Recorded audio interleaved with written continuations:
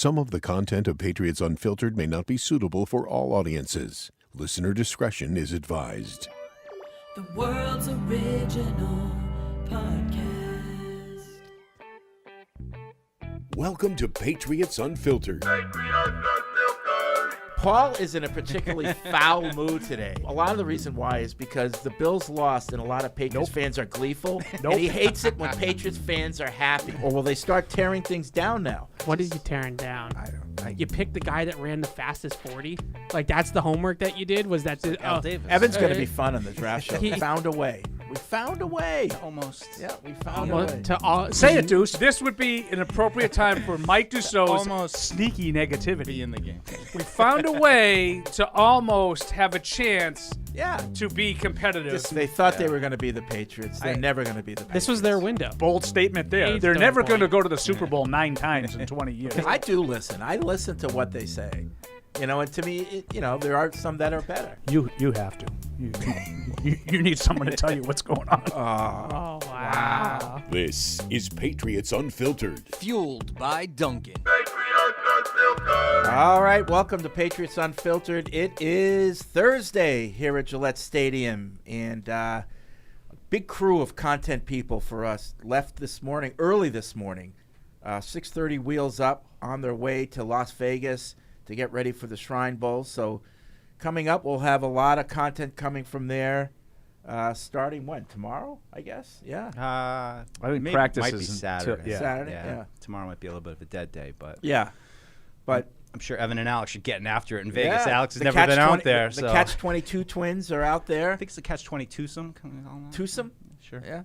Okay. All right. But we're here. Whatever they want to do in Vegas. Deuce is here. Alex is here. Paul's here. I'm on here. video. Matt's I in forgot. the booth. We're on video today on YouTube. Hello, Jerry. Hello, everyone. So if you're, listening to us your usual way and you want a treat, you can head on over to YouTube and watch us on the YouTube. Get a little eye candy. Yeah. Yeah. Well, Oh, Alex. maybe is one here. of us, but Well, you're kind No, of a not handsome you, guy Paul. there, Deuce. I don't know. You're all great. You're all tens. oh, you're the best. So, It's official. yeah, Bill O'Brien, it's official. The Patriots finally made the announcement official this morning. So, I'm not sure I understand. yeah, I don't know who Siri is working now, but Yeah. anyway, so that's official. And That's weird. coupled with that announcement was a story in the Herald today. Karen Guregian and Andrew Callahan, Yep. I believe. Tag Yeah. teamed it. Nothing, we talked about it. Nothing really that we didn't know, but it is interesting to see the direct quotes attributed it to some of the things that we thought were happening. And also, I think is interesting how quickly it came out after the fact. A lot of times this stuff, takes a month or so, and then it comes out. Yeah. Bob Holer would write it about the Red Sox in the Globe. But this, Not anymore. yeah, but this was pretty quick. Yeah. 2.5 weeks. So people, to me, it tells me that people couldn't wait to unload. Or were unloading during the Yeah, season. Yeah. See, I Yeah. think Alex Or has it. could be, yeah. And they were Yeah. holding it, you And think?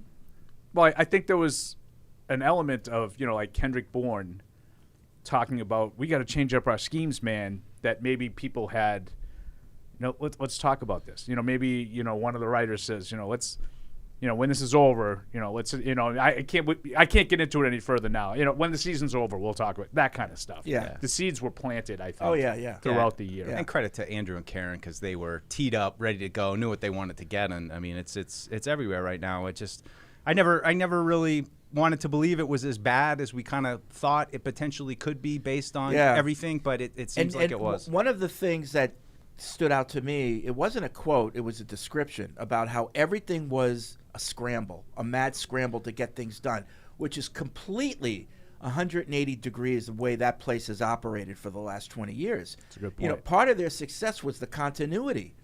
You had the succession plans, you had the people in place, so every year it was a new year, but the same system. Mm-hmm. And I'm not just talking about offense, I'm talking about everything, how everything operated from the scouting to on up, and that gave you an advantage every season. And to hear that this year was a mad scramble told me that, losing Josh McDaniels was a huge deal. Like, so much got done. Let me rephrase it. So much just got done. And this year it wasn't getting done. And I think a lot of it was because he was gone and you had two guys in high positions on the offense that had never done it before. And so it was all new for them too. And there's a lot of things, and we're going to talk about this story and some of the stuff that is in it. But my biggest takeaway from Bill is fine. I mean, I think it was pretty obvious that as Fred said, putting the defensive guy in charge of the offense was a miscalculation. It didn't work. But I think the thing that Bill misjudged the most was how much Josh McDaniels did. Yes, exactly. You know, it's not just about, well, you can get a coach to do. Sometimes, you know, it's like that institutional knowledge kind of thing. When you have a guy who's been in a role, you know, let's say someone who's a co-host on a podcast for 23 some odd years. Now, there's just interesting. There's just kind of things that that a new guy comes in and he might have, you know, all the same kind of knowledge of all the stuff going on, but it's just different. Yeah. And I think with Josh McDaniels, I think the underestimation on Bill's part of just how much he didn't have to worry about offense. Exactly. How surprising is that, though? That goes that was back my big to the takeaway core from the story of everything. Of just, you know, how could Bill miscalculate this badly at this point, especially where I feel he's in his 70s. Every season is so valuable. You know, it's getting down to the last handful of seasons at best. How could you make this big of a mistake? Well, you know, you take things for granted, and you know, I'm sure, like in 2000 and 2001, Bill was like every detail he was involved in. And as you go along, you don't have to be anymore, and you kind of lose track of it. Yeah. And Josh was in charge of every little detail, and then he leaves, and like Paul said, maybe he didn't realize how much he actually did, but he found out quick, you know, and then it was too late. Along those same lines, I thought it was really the most eye-opening thing for me was it wasn't even just players questioning, it was other coaches who say, whether it be Judge or Patricia, I forget who it was about in this particular part, would come in, try to teach something, and then that position coach would be like correcting everything Judge. I they think said. Judge was dabbling in some other stuff too, and I mean he comes out looking like he didn't, you know, have a great. Well, he comes out looking like a power-hungry tyrant. Yeah, all season it was Patricia, but in this article, Judge was, you know, having problems too. Yeah, it was mostly Judge in this story. Yeah, the other thing I wanted to highlight, because it was the exact point I made on Tuesday's show, kind of speculating. I mean, I'll read the quote. A lot of guys would ask, well, what's going to happen if the defense does this? And you would see they hadn't really accounted for that yet, one source said. And they'd say, well, we'll get to that when we get to that. That type of attitude got us in trouble. It was exactly, you know, what you That's thought what it looked like. Yeah, like, you know, they had no counter punches, and we said it so many times during the season. It just felt like they were kind of pulling plays out of a hat, and nothing was sequenced. Yeah. Nothing worked off of each other, and you know, just everything you kind of felt or thought. And it's everything that you guys have been saying. You know, like, you know, why with new guys are you putting in a new offense, especially when the new guys have never coached not only that system but offense at all? Like, that's a bad time to be making a lot of big changes. Yeah, I totally agree with that, and we did talk about it. But it just when you go back and you think throughout the summer when we were talking, we were doing our, you know, the first 4 days we do live shows the entirety of practice, and we're sitting there and we're watching, and the five of us are looking at each other, you know, the four of us and Evan. Doesn't look right. And we're like, this just doesn't look right. This is just a train wreck, you know, and then it's, you know, it inevitably starts, and I get it because, you know, we're Patriots.com. We're catering to hardcore Patriots fans, and everybody's like, it can't be that bad.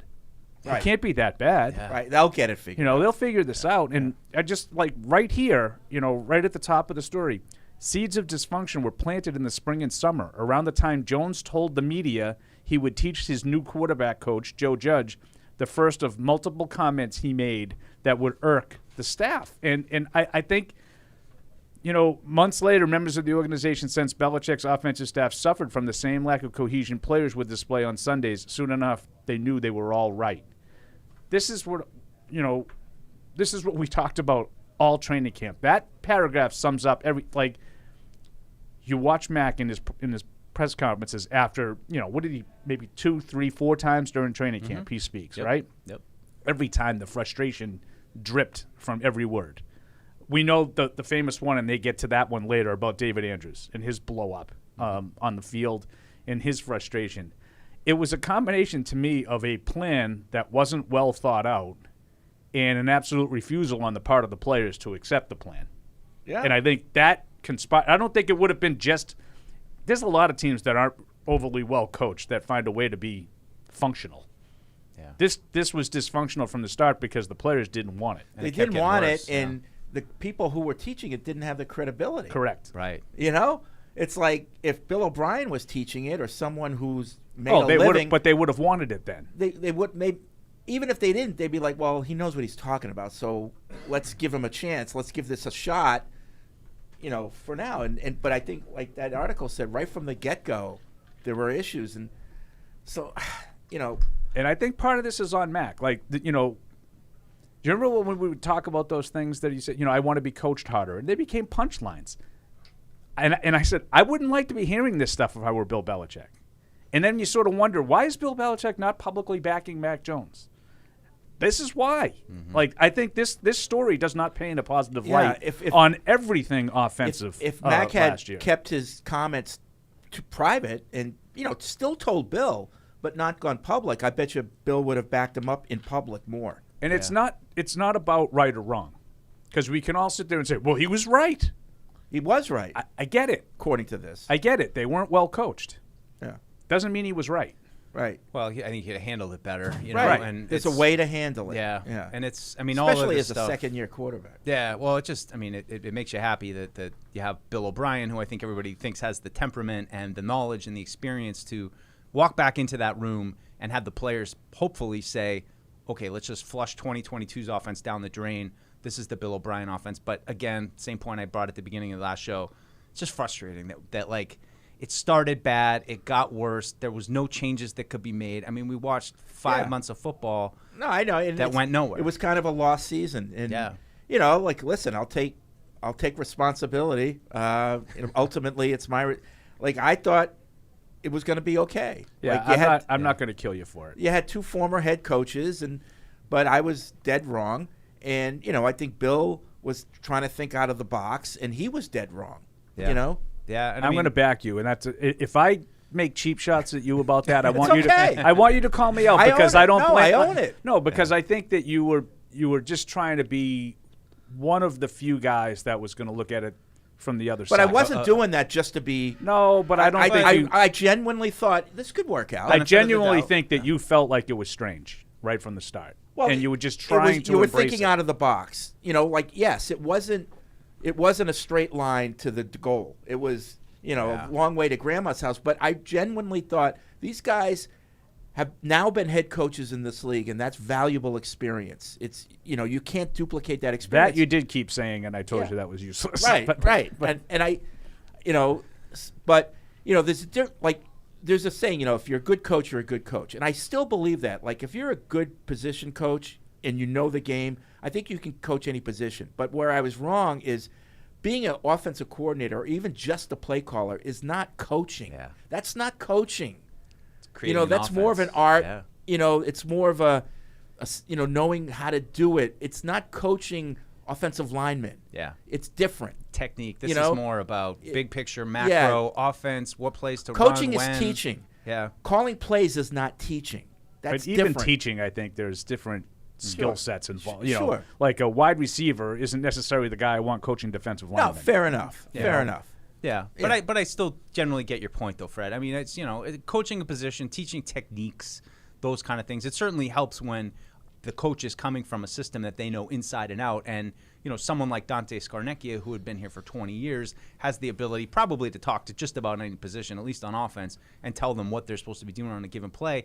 And that's like what this staff didn't have, and it's just amazing to me reading this because it's everything you kind of thought, but then it started as bad as we kind of speculated it might be, and it got worse. And, you know, as much as you sat through all those press conferences of like, oh, we're working at it, we'll get it, like, you know, now it just reframes kind of this season for me as man, it must have been really, really tough for a lot of those guys. And I mean, I know that people made mistakes on the coaching staff and players made mistakes in how they handled it, but just how hard it must be to deal with it. And everything that we were talking about was true, you know, all those things. It almost makes it impressive that it didn't come out sooner. because it's the same narrative we've been talking about since the Could preseason. it have blown up even more the during the players season, you hear know? what's going on. They I think it did. are part Yeah, of it. then maybe we just I think it never came out really in the got summer. out. This is like I said. This was the basic topic of conversation that we had on July 29th. That's what I'm saying. And the players have to hear all that and just publicly face us and be like, what? It's fine. No. I'm Like, saying what the players were saying was our topic of conversation. They were telling you they didn't think this was going to work. And we talked about it, and everybody said, what are you talking about? He just wants to be coached harder. That's a rocket shot at his coaches. We said it at the time. Yeah, it was. So it's all out there. Bill O'Brien's hired, but the job's not over, in terms of rebuilding the confidence and faith of this team. The job's not over with just hiring Bill O'Brien. And I'm looking at Bill Belichick. He's got a lot of work to do to now kind of restore the confidence in the system with the team. It's not just Bill O'Brien taking over the offense. It's Bill saying, okay, that didn't work, and publicly saying that to the team, not us. He doesn't have to say it to the media. I'm talking about to the players. Like, I screwed up. Yeah. I screwed up, but we're going to get better. It's going to be good. So he's got to do that. I'm hoping that conversation happened with Matt, because I think that's probably the first bridge that has to, I don't know if it can be mended, but at least can establish some level of confidence that things are going to be, different. But after reading this, it makes me wonder a little bit more about, where is Matt Patricia with the Shrine Bowl? And, he's not on that list. I think there was a report today from Ian Rappaport that Joe Judge was headed to the Shrine Bowl. Yeah, I saw Perhaps. that, and I retweeted it. Remember, that's a networking thing, too. I retweeted that without comment. I'm not so sure. But after reading this, I'm not so sure. Maybe he is there, but I'm not positive. It was interesting how Ian Rappaport came out with it really right after this Callahan and Grisian story was getting, like, all the traction. Like, I don't know. I wonder why. Yeah. I didn't right. think, no matter how bad it went last year, I never really believed up until today that either one of those guys would get moved out, because I think they still would have value in some aspect of the organization in Bill Belichick's eyes. And at this moment, like, I'm not so sure what happens next year with either Bill one of those Belichick guys. or even Robert Kraft, I hold no grudges against Joe Judge or Matt Patricia. Oh, no. I go back to this, like, they were just trying to do the best job they could. So I think there's nothing that the team should be holding against Well, them. So, based on this story, there's a maybe little there- something I hold against Joe Judge. Okay, so not maybe Matt Patricia. maybe he's got a temper, but that's how he is. Well, but he's coaching other Okay, but- he's the quarterback's coach. Why is he getting involved in everything else? I'm sure as a special teams coordinator, he yelled at people too. So Why are you focusing on yelling? But if Joe Judge wants to go to the Shrine Bowl and network on our dime, I'm going to let him. Yeah. Get on the charter. What with the we'll hope of- pay for your This room. story accuses him of overstepping. Okay. Not just but, yelling. But that happens when things aren't going bad. Everybody wants to try to fix it. Yeah. And I don't. Yeah, usually you have guys that know what they're talking about trying to fix it. But whatever. In terms of the thing that you're talking about, Deuce, like I'm with you and Fred in being really surprised if, in fact, Matt Patricia and Joe Judge are gone, but not for the same reason. Like I think they should be gone. I'm just really surprised that Bill wouldn't say, all right, like Fred keeps saying, you did me a solid. All right, let's get you back in a different role. Get you out of the limelight. But I think the lack of faith in what those two guys were talking about last year, quote unquote, needs to be out of the locker room. I agree. And with I think that. that's why they're gone. That's that's the part I'm surprised. I with. kind of agree with Paul. You know, like if it was that bad, you guys got to go. I'm sorry. Yeah. And I'm going to do whatever I can to help you get your next job or whatever you need. If someone calls for a reference, it was on me, but to keep them part of it with all that bad will, I don't think is in the best interest of the team. Yeah. And that's why I think it's happened. Yeah, if you had asked me a month ago, will Joe Judge just take over special teams? Reassigned. Will Matt Patricia just either be part of the defense or go back to the Ernie Adams role? Yeah, that sounds right. Now I'm not so sure that's going to happen. And that's like for me the Matty P in the Ernie Adams role 2 years ago. Like that's like a dream job. Like you have like none of the accountability. You're just kind of accountable to Bill. You're up in this. You're not having an interview with it. We didn't hear from him for a whole year. Then he gets thrown into the offensive, and now he might be out when he might have had a job that like Ernie Adams. Like, Right. it could have been coasting to as long as Bill's here. He's the guy up in the booth. No one ever That's has to hear why from him. that's why I give him sympathy. Matt Patricia.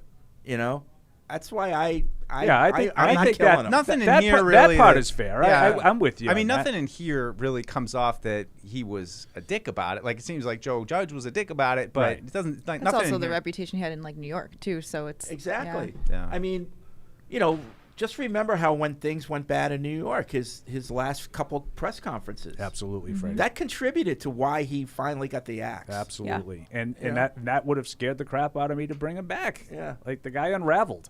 especially dealing with the players. Exactly. Yep. So anyway, we move on. Bill O'Brien. I thought Evan had a good look in his opinion of what the offense might look like under O'Brien. Yeah. Waiting to get a call about why is he giving away all our secrets. I don't think you'll get that. But it's going to be an interesting offseason. Yeah, and what else is? I'm excited. Yeah, about what the else is to offseason. come? No, none, that speculated Clem move hasn't happened, but does Bill O'Brien have some say now in terms of other staff members he wants to bring in or hire? I assume we're hitting the pause button while everybody's in Vegas for the next week, putting that all together. Yeah, I mean, I was looking up, the way NFL coaching contracts usually work, and usually they expire on January 31st. It's not like the league year, like with players, Right. because they have to get those done quicker because they have to be in place before the players start coming in. So January 31st, it's a tough time to have to go coach a college bowl game. Yeah, I mean, theoretically, you could lose the coach in the middle of next week, right? Right. I'll be gone tomorrow. Yeah, 5 days Well, out. I don't know. But if you What's want the a guy deal? back, Yeah. like, You wouldn't I don't know have how brought him. You many of wouldn't bring those him guys out. are in the last year of their contracts. Yeah, I don't First either. of all, if any. I mean, I'm pretty sure based on reports that Nick Caley Yeah, is he's not out. Yeah. there. his contract But he is wasn't up, even on the and roster. he's not there. Yeah. No. Yeah. He's not one of the ones that was listed as having gone. Right. So I mean, like Troy Brown. To me, the question that Mike asked is the one that I have the interest I in. got a contract for life. Guys, welcome to Shambo. Can I have? I do an impression of Fred doing an impression of Troy well, Brown. that's And the then it beauty. comes out like Cleveland from Family Guy. You guys. That's the beauty of all of Fred's impressions is that you do the impression of Fred doing the impression. I was a little girl in Dusseldorf. Rush used to have an album called Grace Under Pressure. But whether or not Bill O'Brien has the say, Yeah. like, does he have any input in? So I had that as part of like a retweet on the Adrian Clem stuff, and someone's like, "Well, don't you think you went over that, idiot?" When is it?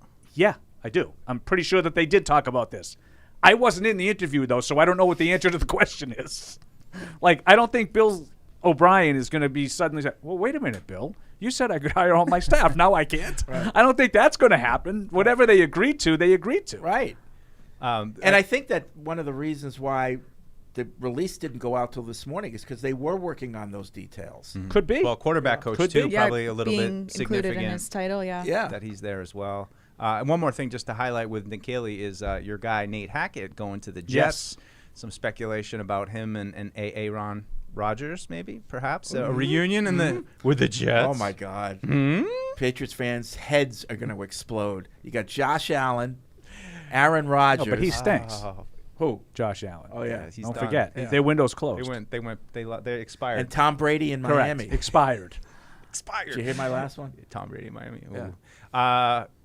Patriots aside, I mean, I just feel like Aaron Rodgers with the Jets would just be like must-watch TV, like just all of it, not just the field stuff, but off the field, the fans, everything that New goes York with and that. Aaron Rodgers. I mean, I think you got a little taste of it in 08 when Favre went there, and all of a sudden they've got like, well, I mean, that's the same thing, right? They had an old Green Bay Isn't quarterback. that where Favre got in trouble with like the cheerleader director or something like that? Sending pics of his wee-wee. Jen something. It was Yeah. a reporter, right? Jen Sturger, Jen- something like Yeah, that. no, she worked for the team. Yeah, I think she was a team reporter. Yeah. Oh, Yeah. team reporter. Something Okay. like that. Yeah, Ruh-roh. yeah. Bad job. Could So- have been you, Alex. Hell no. Never. Hard no athlete rule. Brett Favre. Hard no Hard no athlete rule. athlete rule. I What would is never this date text an from? athlete. Probably a good way to. You like the creative sorts? It's being on the road. It's being, I don't know. Oh yeah, yeah. It's hard. Dated a tough life. pilot, didn't go well. Hard I to imagine manage. it's the same with a football Hard to player or manage. any athlete. Yeah, Yeah. too much temptation. Yeah. Too much money. Yeah. Ego. Travel. Yeah. And we I'm talked out. about the strip All club out. thing. I mean, Yeah. come on. Yeah. Did we? Anyway, 855 Pat. Paul's like we did. 855 Pats 500 is the Ace Ticket hotline. Web radio at patriots.com is the email address. What else we got? What else we got?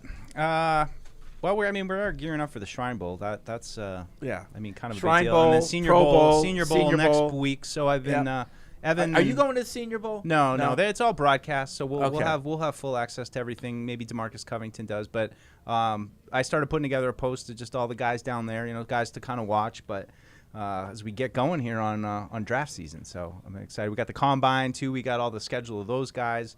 Kind of interesting, Paul. I don't know if you noticed they switched up this order this year, so it's of just what the prospects go. Usually it was like I don't know if you DBs are remember. usually last. Yeah, so Correct. DBs are going earlier. Oh, they're going defense first. this year? The O line Yeah, is yep, the O line that is and interesting. I QBs don't know and, why. and running backs are going towards the end. So we'll probably stay through all of it just because we need O linemen and then the last group to go. So it's all coming together. The next couple of months will really be will be interesting getting all that Yeah. stuff going. People say, what do you guys do in the off season?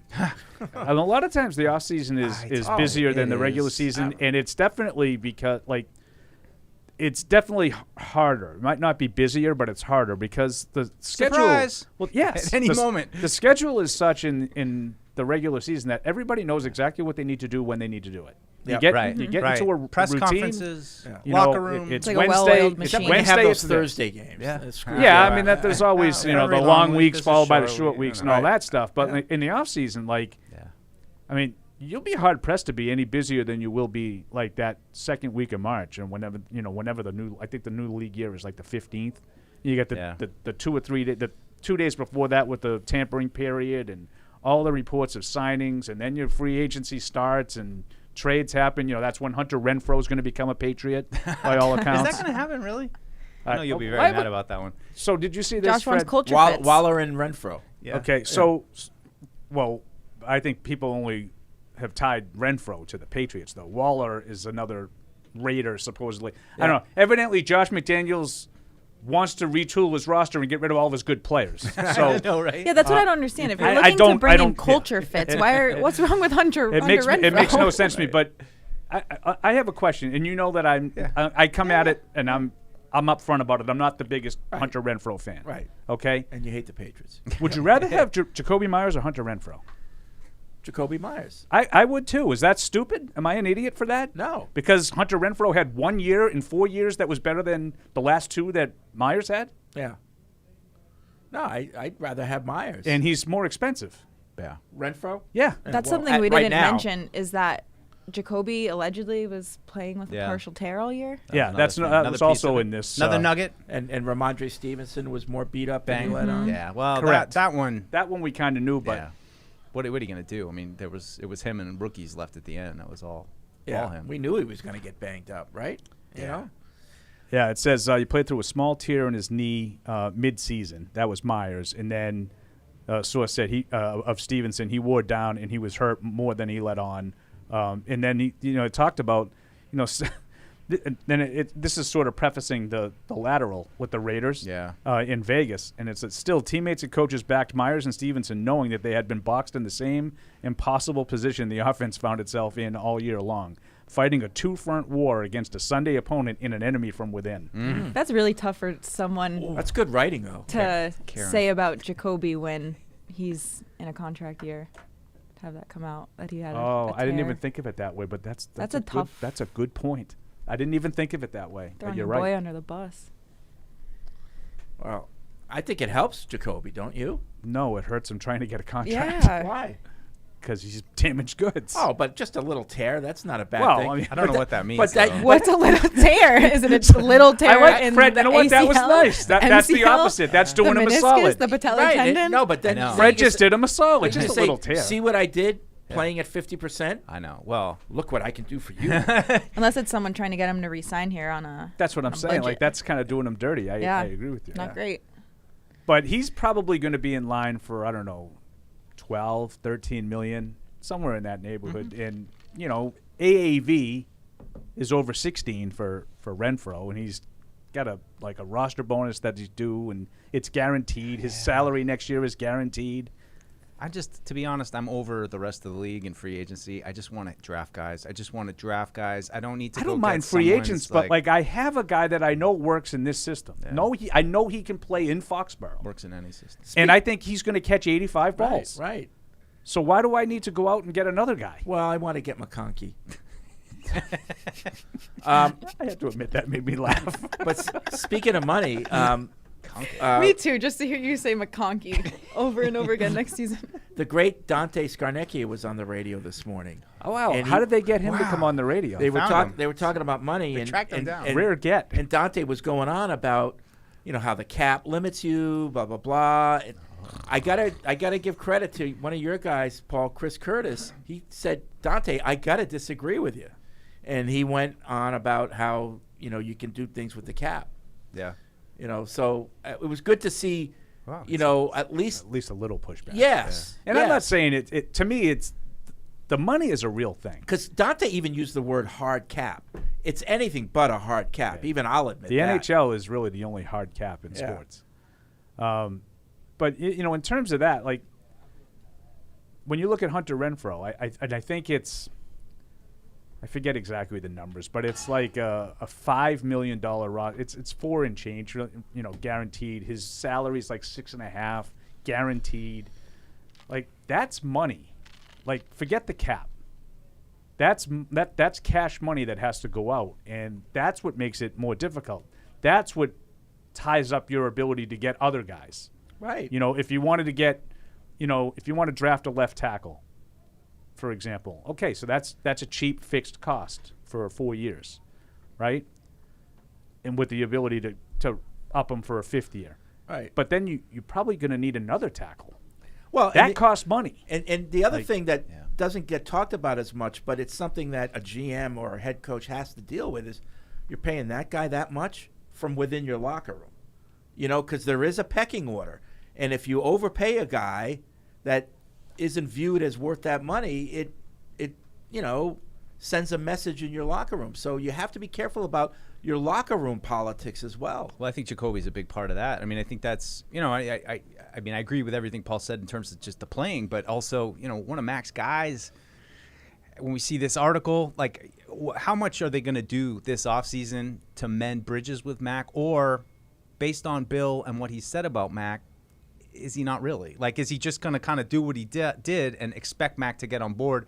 Or will they actively do things like, hey, maybe we would have let Jacoby walk, but let's maybe extend ourselves a little bit more just to try to give some reinforcement to guys that we know Mac likes? I'm just curious what they do with him. Like, how much do they placate him? How much do they just – because he can play in this league and we've all got to play better sounds to me just like, you just better get in line. We're going to get Bill O'Brien here, and it's going to be better. But he can't expect us to, bend over backwards to try to, make him happy this year. I don't know. It's interesting what they're going to do with him this year. Yep. All right. 855-PATS-500 is the Ace Ticket Hotline. Let's hit the phones. We'll start with Hugh in Canada. What's up, Hugh? Hey guys, can you hear me? Ken? I'm a first-time caller. I've been listening since probably middle of last year. Just want to say you guys are doing a great job. Thank you. I have 2 questions. With the addition of Bill O'Brien as the offensive coordinator, do you think this year is kind of a make it or break it year for Mac? I think even if he doesn't have the greatest weapons, we should still see some kind of flashes from him, like with Justin Fields in Chicago.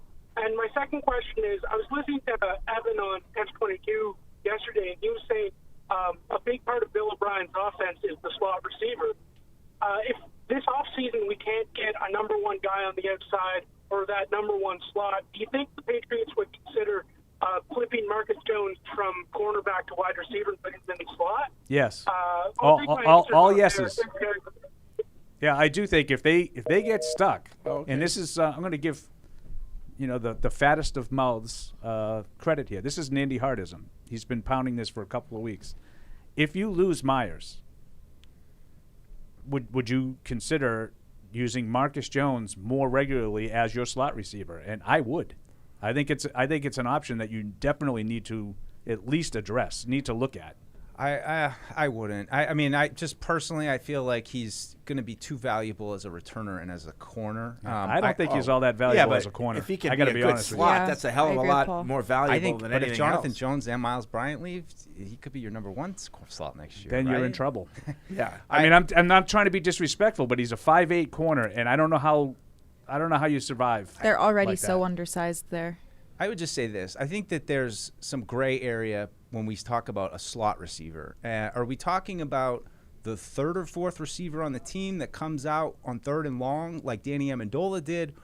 Because I think what they really need is they don't need that guy as much as they need like a Julian Edelman, who is not really a slot receiver. He can play kind of outside, inside. He can do a lot. Somebody who and can raise get the open level of the quickly. plane. Yes. Right. Somebody- And so I'm with Fred. and so in that regard, like, if we're talking about Marcus Jones as the fourth or fifth receiver, and so great, I'd be fine with that. But if we're talking about him as like a every down kind of like guy, like Edelman, like I don't think that's block your ears, Fred. I don't want an offense that's revolving around Julian Edelman anymore. I don't think you can win that way anymore. Well, So if you have like I agree with Mike. If you have a complimentary slot receiver who's money when I need him, that's value. That's what Hunter Renfrow was 2 years ago for the Raiders, and that's what Myers has been periodically in his career. Jalen Waddle. Like I said Edelman just as a person that was here. That's not the skill set that I'm emulating. Jalen Waddle would be, because I think some people would call him a slot receiver. Yeah, I think I agree with But you on that's this. the I guy. think calling That's Jalen the Waddle guy. a slot receiver in the traditional sense, I think sells him short. Yeah. I think that now I'm. You know what I mean? Like that's fully on just the board with gray you now. area I'm trying to get around, because we talk about slot receiver and everybody just sees Wes Welker and we need a 5'8" white guy. Like, and I just don't need a guy averaging 8.9 yards a totally. catch. And I think that catching there's a 100 balls. value for, and that's fine as a Marcus Jones guy. Like, If okay, we need you 70% for of those are that for first Danny downs, I'll Amendola. take it. Yeah, like, so You're not going to be very good offensively. I think doing it's that. I think it's a big need. I would see that more as like, if we're going to draft a first round wide receiver, that's it. That's what he does. He plays every down. He comes inside. He's the quick open guy. But he's a first round talent. He's like a Waddle type who can take it to the house. Who's a threat like that, and not in that family of all right, this is the guy that comes on If third you're going to down give and me a stuff. Waddle or a Hill, because I think both of those guys are slottish receivers. Mm-hmm. That I'll take. And we talked about Christian Kirk on Tuesday. Yeah. Dynamic playmaking ability from the slot, yes, I'll take. I love what those guys did, but I think that a big part of the Patriots' offensive success at that time was Brady and his ability to throw 6 of those on a drive without missing any of them. And to Fred's point, they're all resulting in first downs. Why? Because as soon as the guy broke, the ball's right on his shoulder. The deep dig to Edelman, like Yeah, that throw. like that throw. I think Brady had a lot to do with that. Sure.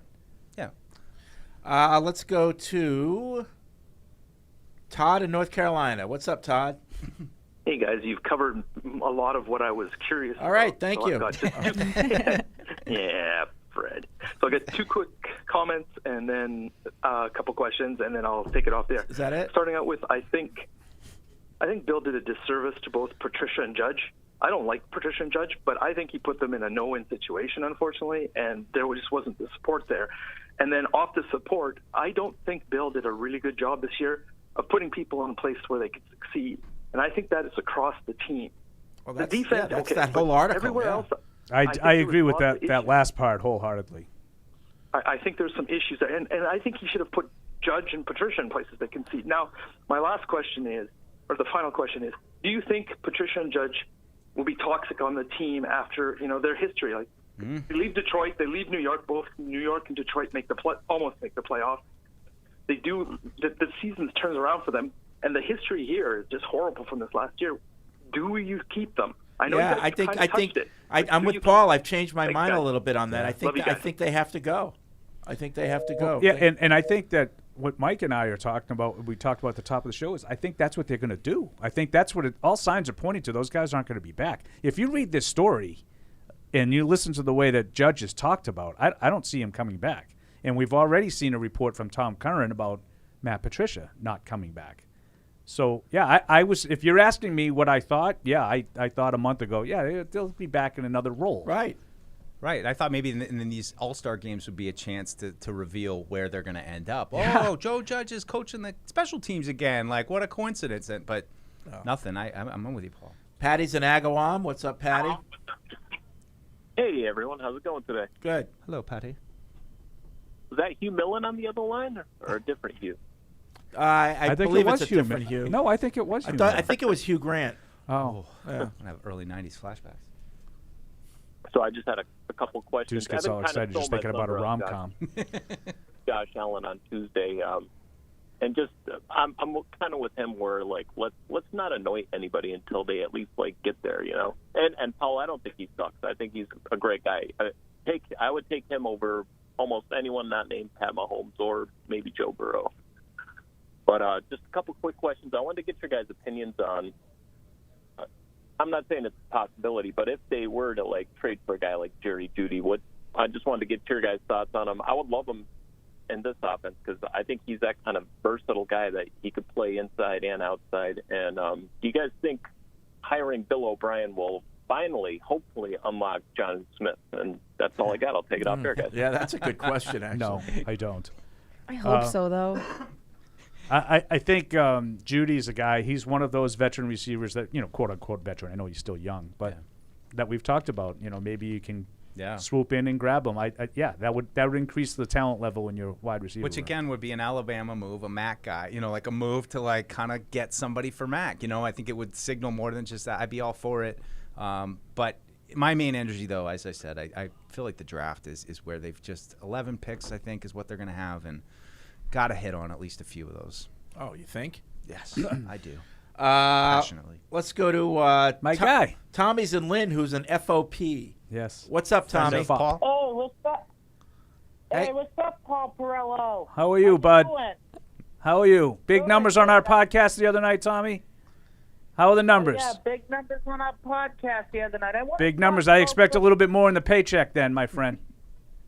Yeah, I want to talk about a little bit about the Patriots offense coordinator. I like Bill O'Brien. I like how he's back here.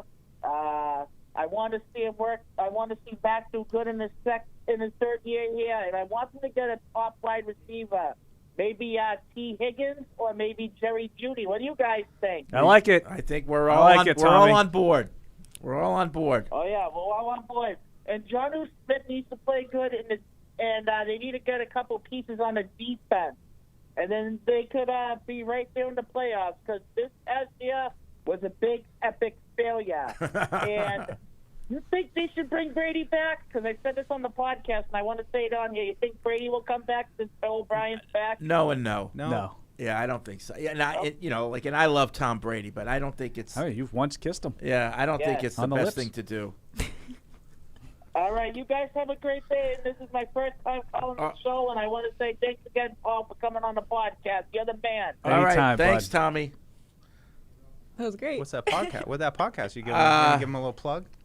Yeah, Tommy, the Tommy Knows Best podcast. Tommy Knows Best. I think he has his own YouTube channel. I'm sure you youngsters can find it. Okay. He's a sweet guy. Sweet guy. He's a good guy. Good kid. He is. Good kid. Sweet. Willie's in Philly. What's up, William? Hey, what's going on, Fred? How you doing? All right. Oh God, man. It's a shame how the players. I kind of had a feeling they was feeling some way though. You know what I mean? After everything that went on and how they felt and whatnot, and I don't blame them. I honestly don't. I'm sorry. I'm on the elevator. I'm sorry. Okay. Fourth floor lingerie. And, Where you going? Yeah. Women's lingerie. Hello, Mr. Tyler. Yeah. Going down. And one more thing too. Also, y'all was talking about who would you take, Jacoby Myers or Hunter Renfrow? Yep. We took Myers. Yep. I'll say this. Oh, you say okay, Jacoby Myers. Well, I'll let y'all have that. I'll take Jerry Jeudy and pay him. Oh, I would take at Jerry 13 or Jeudy too. 14. Yeah. I would I'll take Jerry that in a Jeudy. heartbeat any day. Faster, shiftier, perfect. Yeah. And Mac will love Jerry Jeudy, so they know each other. So okay, that's all I got to say, y'all. Let's get him. Let's get him, William. All right. Thank you. Yes, Love sir. it. Love it, Willem. Yeah, I didn't think the choice was him. Yeah, I was just talking yeah. I think there's this fascination with Hunter Renfrow because he was in college at the time coming off of Welker and then Edelman. And everybody just looked at it as the natural succession plan, and he did too. I remember, I don't know if it was the year that you were with, the first year you were with me, but he told us a story of that he always felt like he would be a Patriot. He had like a custom Patriot shirt. But he said at the Combine that he actually used to sign his autograph, Hunter Renfrow, future New England Patriot Hunter Renfrow. That's how he would sign his autograph. It's kind of weird. It is kind of weird. Right. Like, what? So I'm not telling you that Hunter Renfrow's not a good player. He is a good player. He's a really good player. I think you have a really good receiver here who's played the last few years, who I think... Can they coexist? Well, not for that money. No. You going to tie up all that money in a slot receiver? Cap is crap, Paul. I didn't talk to... did I say anything about you're going to tie up all that cap money? Money. I said money. Well, what's the difference then? If you're not it's cash. I know. That's the difference. I just think I'd rather, if you're going to pay that money to those two guys, I'd rather take it and get one guy. And I really do think that the game has changed a little bit in that I think that's what the defense wants you to do now.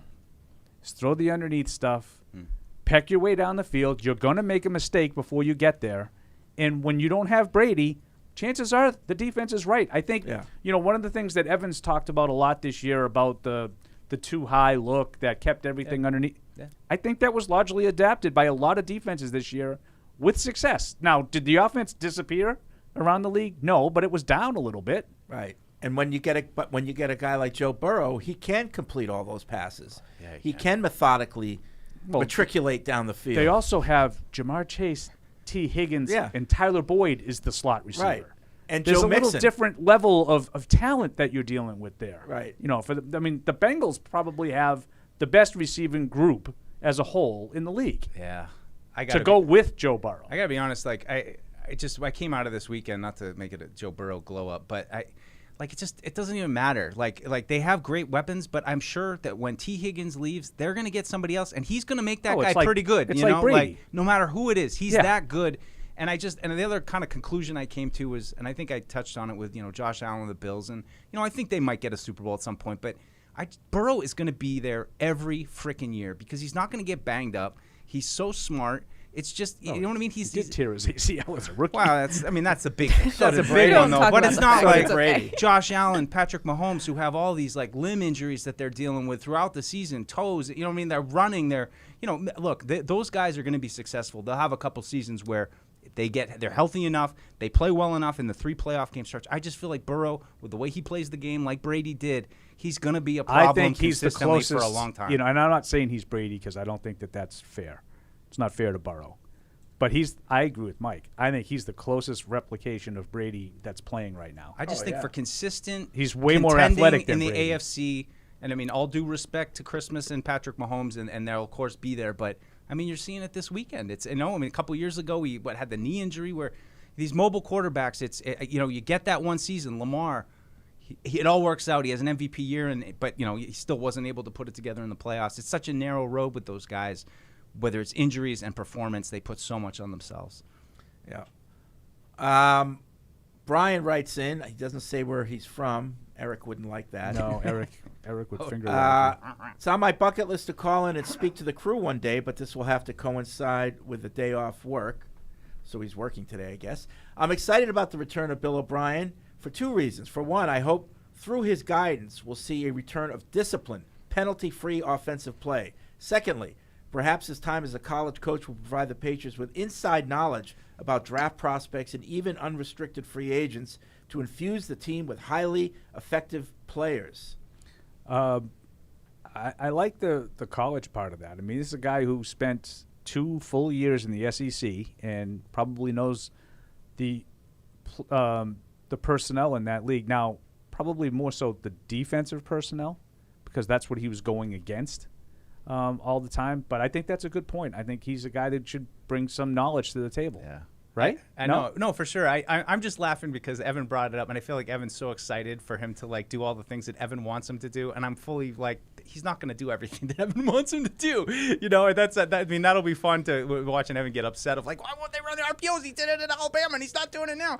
I'm sure there's going to be some of that. I'm just looking at my shows. Zoe is not wearing shades. He's got regular glasses on. He's got glasses on. Yeah, he looks like a different person. He Who is totally that? He really does. Doesn't he? Really? He looks like Zoe's. He like, goes from like degenerate wearing like. Like, he like might Zoe's nice brother. He might have like, been joking around because I think he just took It's them like off. Clark Kent. Andrew keeps emailing the show about using the word like. We'll try not to do that as much. Oh, okay. I've been kind of listening for it. I don't think anyone's done it so far today. No. But anyway. I'm sure I do it all Need the these time. from time to time so that you're aware of it. The Ums. I'm aware of those, and I try not to do Well, them. the other thing is when you're talking and you're trying to make a point, you don't always know exactly what you're going to say and how you're going to articulate that point. Like sometimes you need a little bit of a Yeah, but I get break, it with the I guess. like. I don't like like. Yeah. I don't think anyone does it like too incessantly. No, do we? Like, it's the I don't think like so. hard. but we'll take that criticism. Yeah. No. Yeah. Hey, welcome. Zach in Somerville writes in, I'm not one of the people who, as Evan said on PU yesterday, is ready to fit Zay Flowers for a red jacket already, but he is really interesting candidate for a number of reasons. Ability, Boston College, Shrine Bowl, Patriots need. But if the reports are true that the front office is split on upgrading receiver talent, I think Zay Flowers is the second, in the second, is a solid compromise. I would love to see us trade a tackle at draft a tackle at 14 and jump up to the middle, late 30 like we did for Barmer or get Flowers. So we'll get into that. I've gotten into the draft a little bit, and I just want to get this out there that are you sold on a right tackle in the first round? Because that I'm not sure I am, and I'm not sure that there are going to be left tackles still left by 14. At least not like the Paris Johnsons of the world. There's a couple of them, but I don't know. I'm dabbling my toe into the draft, and that's a question I'm asking myself. Do you need a right tackle that bad in the first round? Is it worth taking a right tackle in the first round with the guy from Ohio State on the right side? Who's that big boy? Paris Johnson? Well, he's the one that played the left side, right? Isn't there another? Is there another Ohio State guy? What about just because I know there was the Skoronsky kid from Northwestern, Right, and then a little Paris Johnson small. from Ohio State, and then there was the one from Georgia. What about Georgia? Sorry, that Broderick. What is it about just Broderick? taking the best tackle on the board? Yeah, that's. I mean, it's, and all of them. I'm all for that. All of them have some questions. I think Paris Johnson. I mean, I think he only played left tackle 1 year there, but A lot of those guys come in and they learn to play like that. Like they're left tackles and they play the right side initially, and I'm not telling you specifically, but I think even some of the greats like Walter Jones or started out on Jonathan Ogden. They and I don't know about those specific guys, but even guys Orlando Pace. Some of those guys are just left tackles from day one and they never move, but some of them play the right side for a year and then settle in for a 12-year dominance on the left side. Yeah, which, I mean, it's just those left tackle going to be there. Like, that's a slam dunk for me at 14. If there was a prospect that could step in. I mean, that's even asking a lot with what Solder go, like 17th, and he even had a year kind of to get broken into it. But I don't know. It's just a draft question I have. All right, we're going to take a break. Paul's going to eat. When we come back, more Mike's calls and gonna eat, emails. Mike has food too. Oh, wow. Smells good. I got some What'd you guys chicken get? fingers. Paul, calls and emails coming up after the break, and of course picks later on. We got to hurry. Verizon, the network America relies on, and the official 5G network of the New England Patriots. Patriot Place is the region's #1 shopping, dining, and entertainment destination. Shop your favorites, including Vineyard Vines, Express, Olympia Sports, Petco, and more. Enjoy dining at one of our 19 restaurants, including 6 String Grill and Stage, Scorpion Bar, and Bar Louie. And don't forget about the entertainment. Explore your inner artist at Muse Paint Bar, watch a movie at Showcase Cinema Deluxe, or grab a controller and start gaming at Helix eSports. For a complete directory listing, please visit patriot-place.com. How did Verizon build the fastest 5G in the world? We started by building it right with 5G Ultra Wideband. Then we gave it massive capacity and near zero lag. And it's not just fast, it's 25 times faster than today's 4G networks. This is 5G built right from the network more people rely on, only on Verizon. 5G Ultra Wideband available only in parts of select cities. Global claim based on open signal independent analysis. 25 times analysis by Ookla Speed Test Intelligence data Q2 2020. When someone accidentally threw away the school play costumes, Oh no. replacements were shipped with FedEx. And with picture proof of delivery, everyone could focus on the perfect opening night. FedEx, where now meets next. For residential delivery only. In sports, if you think joy only happens after you win, think again. Look at the world's most successful athletes like Serena Williams, Brooks Koepka, and Alex Morgan. They don't spend all their days grinding away. They take time to enjoy themselves, like getting together with friends over a Michelob Ultra, because they know that happiness is the key to winning, and that joy is the whole game, not just the end game. Michelob Ultra. 95 calories, 2.6 grams of carbs. It's only worth it if you enjoy it. Enjoy responsibly. AB Michelob Ultra Light Beer, St. Louis, Missouri. Some people are never content with simply being good. Not when they can be great. But it takes a big step to get there. In fact, it takes a leap of faith, a belief in what you're striving toward, and a willingness to make the commitment, day in and day out, to something bigger than yourself. Putnam is proud to partner with those who share their own commitment to performance excellence. This is Matt Light for Putnam Investments, a world of investing.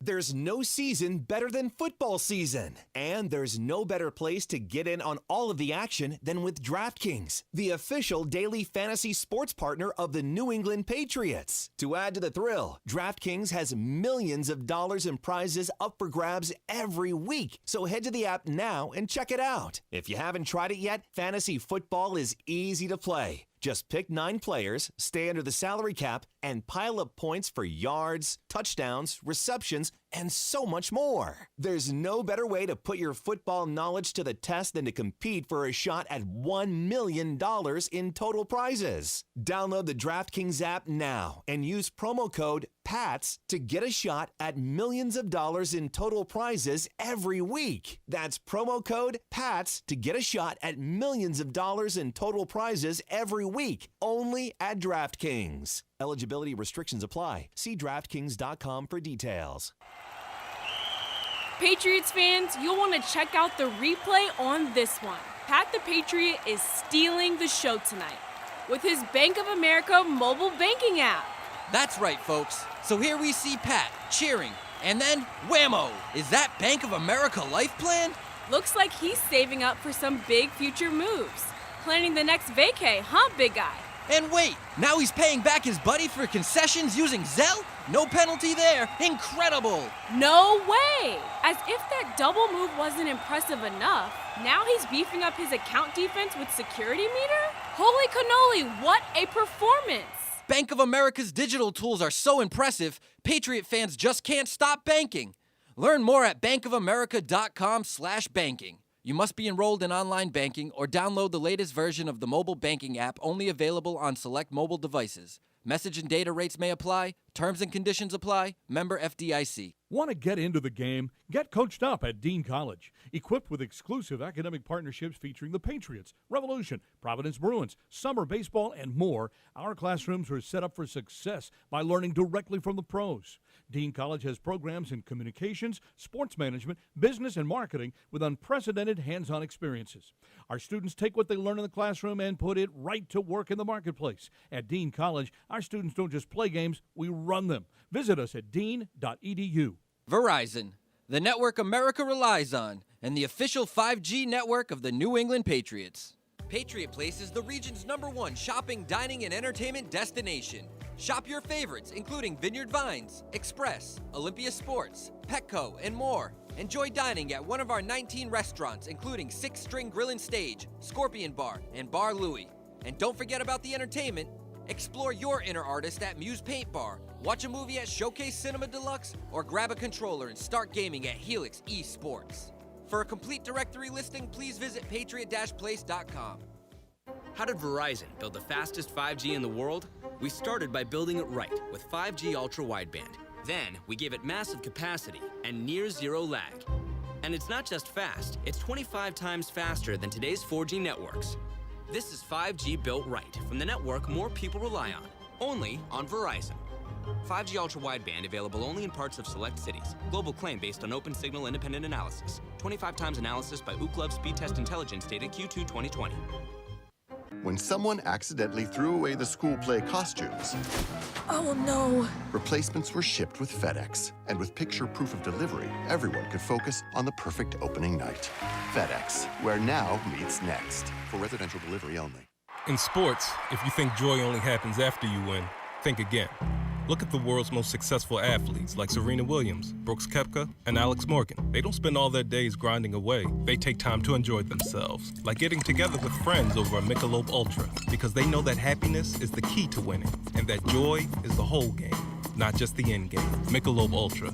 95 calories, 2.6 grams of carbs. It's only worth it if you enjoy it. Enjoy responsibly. AB Michelob Ultra Light Beer, St. Louis, Missouri.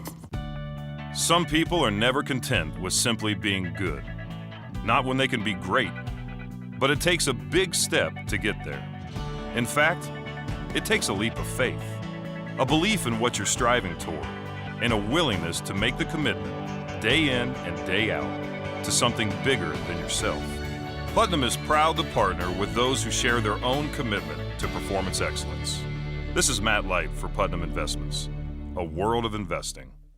There's no season better than football season, and there's no better place to get in on all of the action than with DraftKings, the official daily fantasy sports partner of the New England Patriots. To add to the thrill, DraftKings has millions of dollars in prizes up for grabs every week, so head to the app now and check it out. If you haven't tried it yet, fantasy football is easy to play. Just pick 9 players, stay under the salary cap, and pile up points for yards, touchdowns, receptions, and so much more. There's no better way to put your football knowledge to the test than to compete for a shot at $1 million in total prizes. Download the DraftKings app now and use promo code PATS to get a shot at millions of dollars in total prizes every week. That's promo code PATS to get a shot at millions of dollars in total prizes every week, only at DraftKings. Eligibility restrictions apply. See DraftKings.com for details.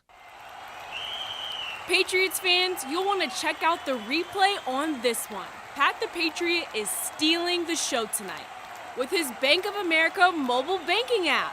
That's right, folks. So here we see Pat cheering, and then whammo! Is that Bank of America life plan?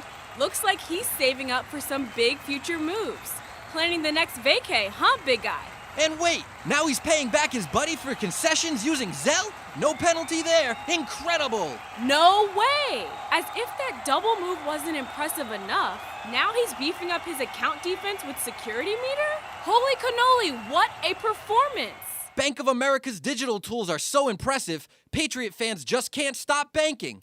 Learn more at bankofamerica.com/banking. You must be enrolled in online banking or download the latest version of the mobile banking app, only available on select mobile devices. Message and data rates may apply. Terms and conditions apply. Member FDIC. Want to get into the game? Get coached up at Dean College. Equipped with exclusive academic partnerships featuring the Patriots, Revolution, Providence Bruins, summer baseball, and more, our classrooms are set up for success by learning directly from the pros. Dean College has programs in communications, sports management, business, and marketing with unprecedented hands-on experiences. Our students take what they learn in the classroom and put it right to work in the marketplace. At Dean College, our students don't just play games, we run them. Visit us at dean.edu. Verizon, the network America relies on, and the official 5G network of the New England Patriots. Patriot Place is the region's #1 shopping, dining, and entertainment destination. Shop your favorites, including Vineyard Vines, Express, Olympia Sports, Petco, and more. Enjoy dining at one of our 19 restaurants, including 6 String Grill and Stage, Scorpion Bar, and Bar Louie. And don't forget about the entertainment. Explore your inner artist at Muse Paint Bar, watch a movie at Showcase Cinema Deluxe, or grab a controller and start gaming at Helix Esports. For a complete directory listing, please visit patriot-place.com. How did Verizon build the fastest 5G in the world? We started by building it right with 5G ultra wideband. Then we gave it massive capacity and near zero lag. And it's not just fast, it's 25 times faster than today's 4G networks. This is 5G built right from the network more people rely on, only on Verizon. 5G ultra wideband available only in parts of select cities. Global claim based on open signal independent analysis. 25 times analysis by Ookla Speed Test Intelligence data Q2 2020. When someone accidentally threw away the school play costumes, Oh no. replacements were shipped with FedEx. And with picture proof of delivery, everyone could focus on the perfect opening night. FedEx, where now meets next. For residential delivery only. In sports, if you think joy only happens after you win, think again. Look at the world's most successful athletes like Serena Williams, Brooks Koepka, and Alex Morgan. They don't spend all their days grinding away. They take time to enjoy themselves, like getting together with friends over a Michelob Ultra, because they know that happiness is the key to winning, and that joy is the whole game, not just the end game. Michelob Ultra.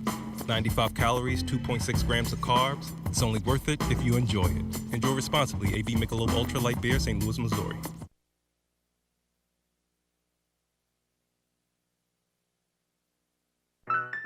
And now, great moments in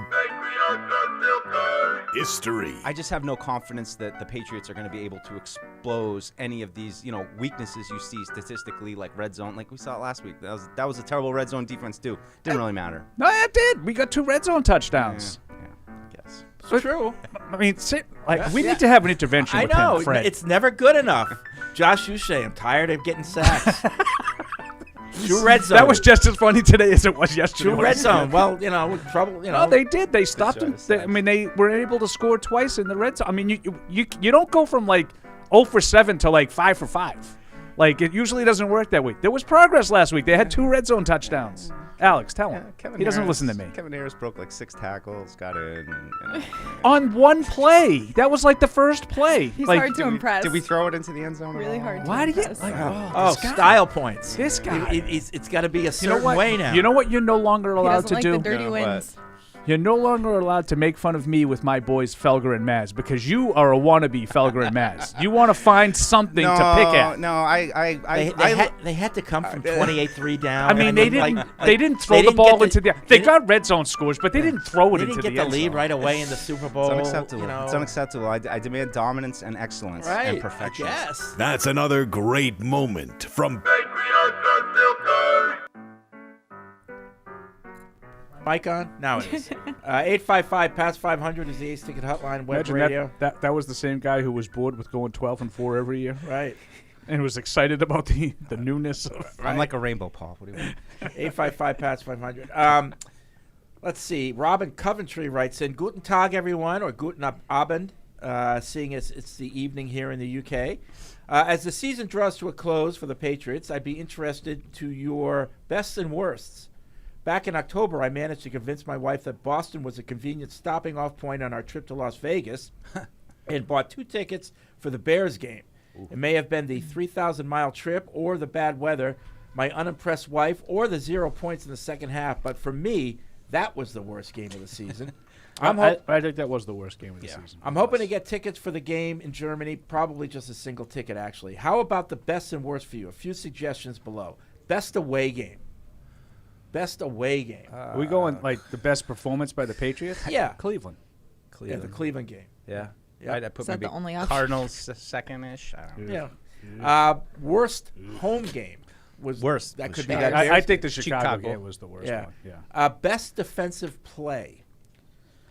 Best maybe the fumble 6 from Duggar, where was that against Detroit? What I think. I like the pick on the screen against the Raiders by Duggar. Okay. Wasn't there a great in Minnesota? Wasn't there a good, nice pick by was it Marcus Jones or who had the pick? And then he against ran against the Vikings. I think Jonathan Jones had a pick against Jonathan the Vikings, Jones. but it was a great catch. No, Marcus Jones had that good return near the end of the season. Was that Miami? Miami. Oh. Yeah. That was a good one. Good run back. Worst offensive play.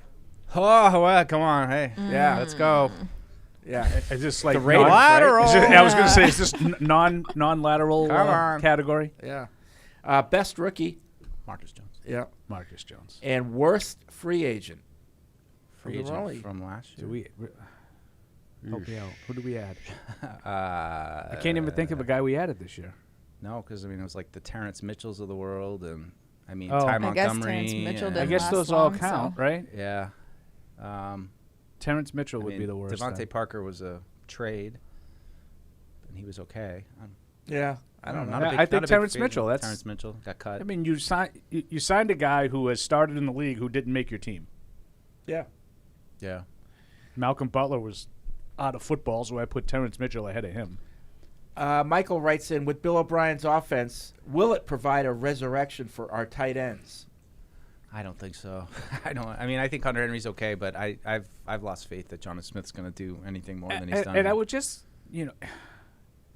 Bill O'Brien took control of the offense roughly the same time that they drafted Gronk and Hernandez. So was that because the offense, and I love Billy O'Brien. chicken you know or egg, this. yeah. Is that because Billy O'Brien knew how to get the most out of these tight ends, or you had, in one case, the greatest tight end who's ever played at your disposal? Yeah. I don't really remember the tight ends doing a whole lot at Alabama the last couple of years.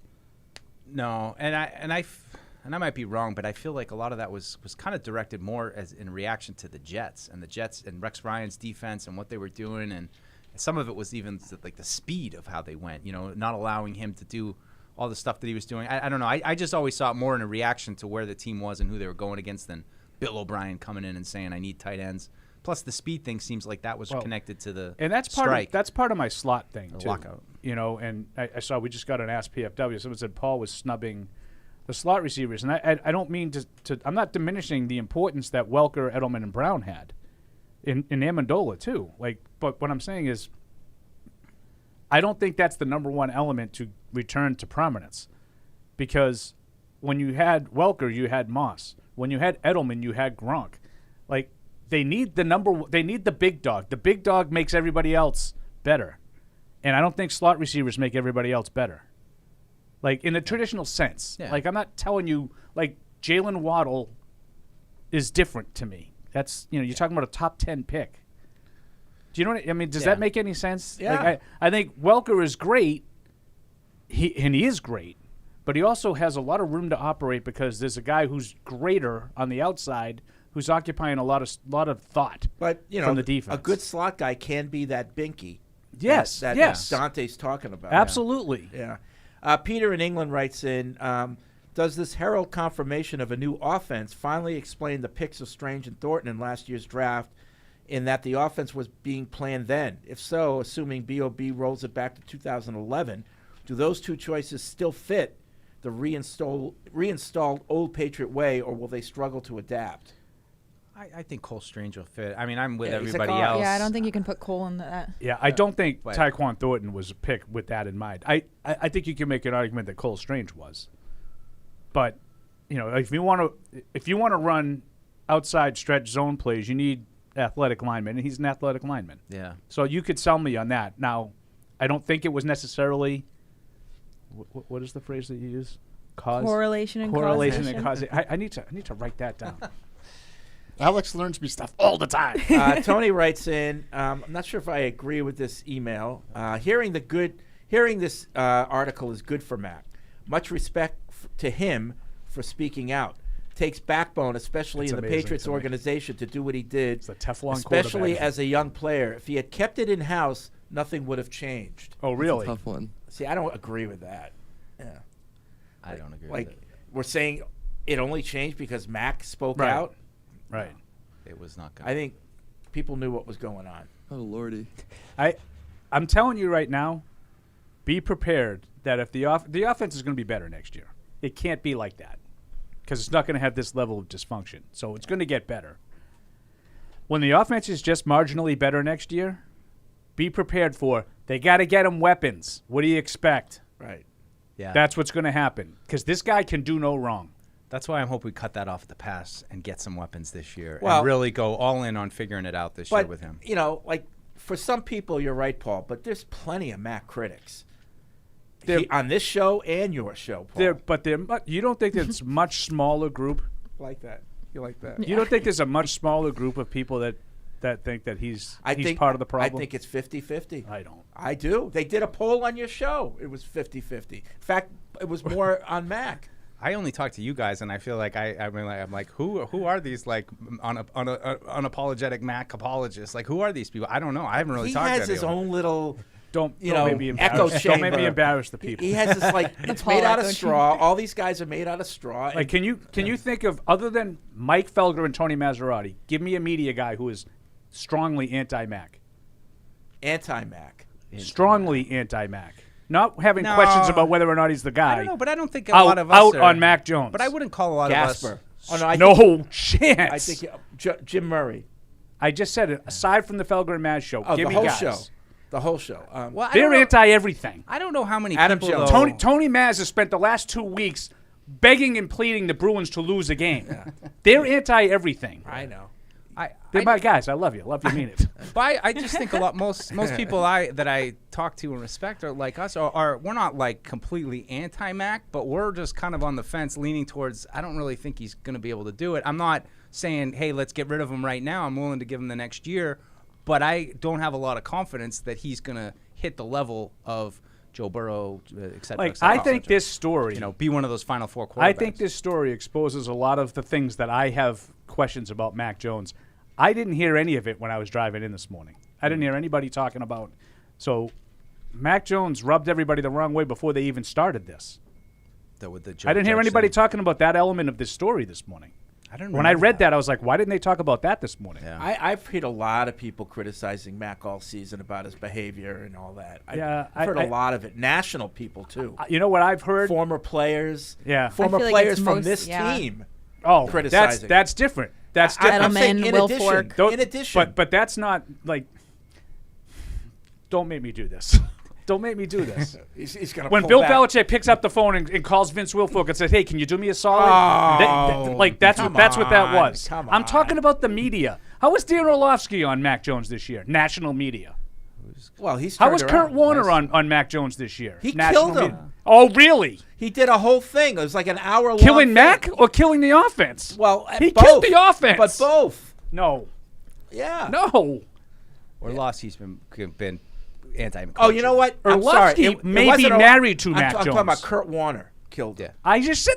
Yeah, Kurt Warner. I just said Kurt Warner, and he didn't kill Mac. He killed the offense. Yeah, there's been. He had a whole notepad scratch question mark about this concept and this read. I hear both sides. There's been a lot of criticism of Mac this season. A lot. Okay, not among the media. Okay, I'm going to repeat it. There's been a lot of Tony criticism. Maserati and Jim Murray are completely out on Mac Jones. I don't know who. That's it. Yeah. No, I agree with you on that point. I don't know anybody who's completely out and hates Mac, I didn't which say I think completely. which I think is ridiculous at this point based on what we've seen. And I'm not somebody who's going to say, "Oh, I know he's the guy," but I don't know how based on last year you can be out on him with what he did. I mean, I'm definitely have my doubts for sure, but to no question about it, I'm out. I think it's too early. Yeah, I go back to the year before. I think everything that happened last year happened in the last half of the year before, and no one talks about it. Yeah, I think I have numbers to back it up. I think he did not do as well down the stretch. The whole team fell apart, but I think he included. Yeah, but I even counted games that they won. Like, I'm not just talking about games that they lost at the very end. I'm talking about, down the stretch of the season. I think people feel, okay, this is what he does. And I think that's it. I think his ceiling is right there for you to see. Everything is perfect. He's fine. Cheers. This is from Dan in Virginia and Michigan. One of the four teams remaining. Who does Fred want to win the Super Bowl? That's a great question. I'm not up to date on Fred's fur and again list. Who do we hate? But it seems to me that every remaining team has a black mark in Fred's book. The Chiefs have Mrs. Maharpy. The Bengals had that issue with the Patriots documentary cameraman. The Eagles beat the Patriots Super Bowl 52. If the Niners win, it will give them 6 Lombardis, putting them in the same rarefied air as the Patriots and also the Steelers, I guess. So who is Fred rooting for? Or will he be taking a nice long 5-hour walk on Super Bowl Sunday? So, yes, I think this is a great question. Who am I supposed to be rooting for? I'll tell you. Who do you think I want to go all the way? Who would you be rooting for? I think you're going to be rooting for Philadelphia. And it's convoluted. Paul got it. Phil knows me. Really? I'm rooting for Philadelphia. I think their transgression is the least about them. Yeah, in Fred's mind. All they did was they beat us in the game. Right. And they're definitely an annoying fan base. That's a little bit like. But they're passionate. They are passionate. It's like the Steelers. Like, I used to listen to a lot of the national sports shows, and the Steelers fans always show up, even after the losses. They'll get on the radio and they'll make their call and they'll, blah blah blah. But did you ever hear any of the Paul Feinbaum clips? They don't run away. They don't. The Steeler fans don't run away when they're not doing well. And I respect that, as annoying as they are. Yeah. Do they? I'm just curious because I don't. This is the stuff that I do take a backseat to. I don't listen to the national stuff. You do. When they don't run away from it, and they call. Do they make excuses for their team? No, or do they get rip their mad. team? Okay. They get mad. So they're like Bruins fans. Yeah, they're not blaming the refs or any of that stuff. So they would be more Bruins fans Yeah. than Celtics fans. Yeah, they're mad at Bruins whoever. fans would blame Harry Sinden, even though he hasn't been involved in 30 years. Right. You know, the cheap Bruins, Jacobs. Celtics fans would be like, the referee screwed us, whatever. Tatum actually did score, and they said it didn't go in. That's a Celtics fan look at it, right, Alex?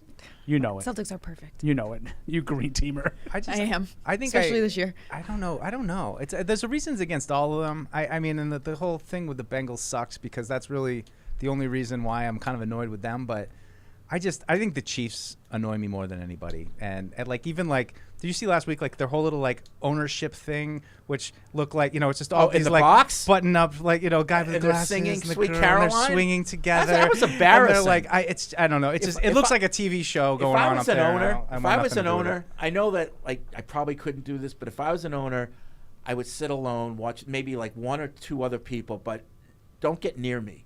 I don't want to be this group thing. During the game, I just want to watch. I'm full. Well, that's why I thought it was funny when we brought that guy Jerry into town and he got to sit next to Mr. Kraft, and I'm like, what's that experience? You got to sit next to the owners going through kind of a tumultuous game, and there's ups and downs, and you're kind of looking over your shoulder the whole time, knowing what you should be doing. Yeah, I would not want to be around people if I owned the team. No, but that Chiefs thing, it's so weird. It's their whole the I whole family is all I there. really respect the Chiefs. I like what Andy Reid does. I like how I think he's a lot like Bill. And I respect the way he puts the program together. I would have no problem with the three of the teams, which means San Francisco will win the championship. So you don't want San Fran? I don't want them because I just hate the whole narrative of Kyle Shanahan. It just bugs me. What about John Lynch? I don't have anything against John Lynch. I don't like the way he comes down to the field at the end of the game. That was quick last week, though. I will say that. Yeah, he got down there fast. They doesn't have to showed wait him for the elevator like we do. They showed him upstairs, and then all of a sudden, the next clip was him on the sideline. Well, I wonder if that was Maybe an it was- NFL Films thing. It where could have been. Yeah. Could have been. You're right. But yeah, I have reasons to hate all of them, but I at least hate the Eagles. I mean, you have reasons to hate all of the other 31 teams, but I know. your team's out. So who? Yeah. Who are you rooting So I'm for? gonna watch I'm rooting them all. and I know why. And I'm not arguing with you, but I'm rooting for Burrow. I'm rooting for Cincinnati. I like Burrow, but he's smoking his it's cigar. too bad he's on that team. Yeah. Dave in Bangor, I think Bill prides himself on finding hidden talent in unlikely places and desperately wants to prove that the dynasty was not all Tom, such as strange draft picks, no pun intended, in naming Matty P and Joe Judge to coach the offense. This one blew up in his face and cost him the season. With that said, in the article that just came out, do you think Bill has lost the locker room? Do you think he'll want to move on from Mac to start over with a clean slate? I don't think he's lost the locker room. I mean, even the most damning quote in this piece is, I love Bill, but in the words of one of the sources, I love Coach Belichick, but he effed us.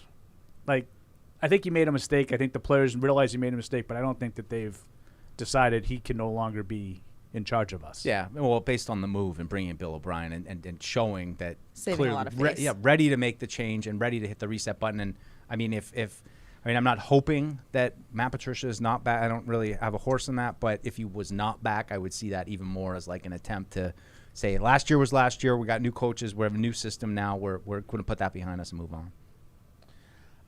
Speaking Fresno about me defending Patricia, he says, Fred, if Paul agreed to be your videographer or latex salesman or whatever thing he's unqualified for, it would be largely on him for taking the job. I sort of agree with that. That's especially true for Patricia, who, unlike Paul, probably doesn't need the money so bad.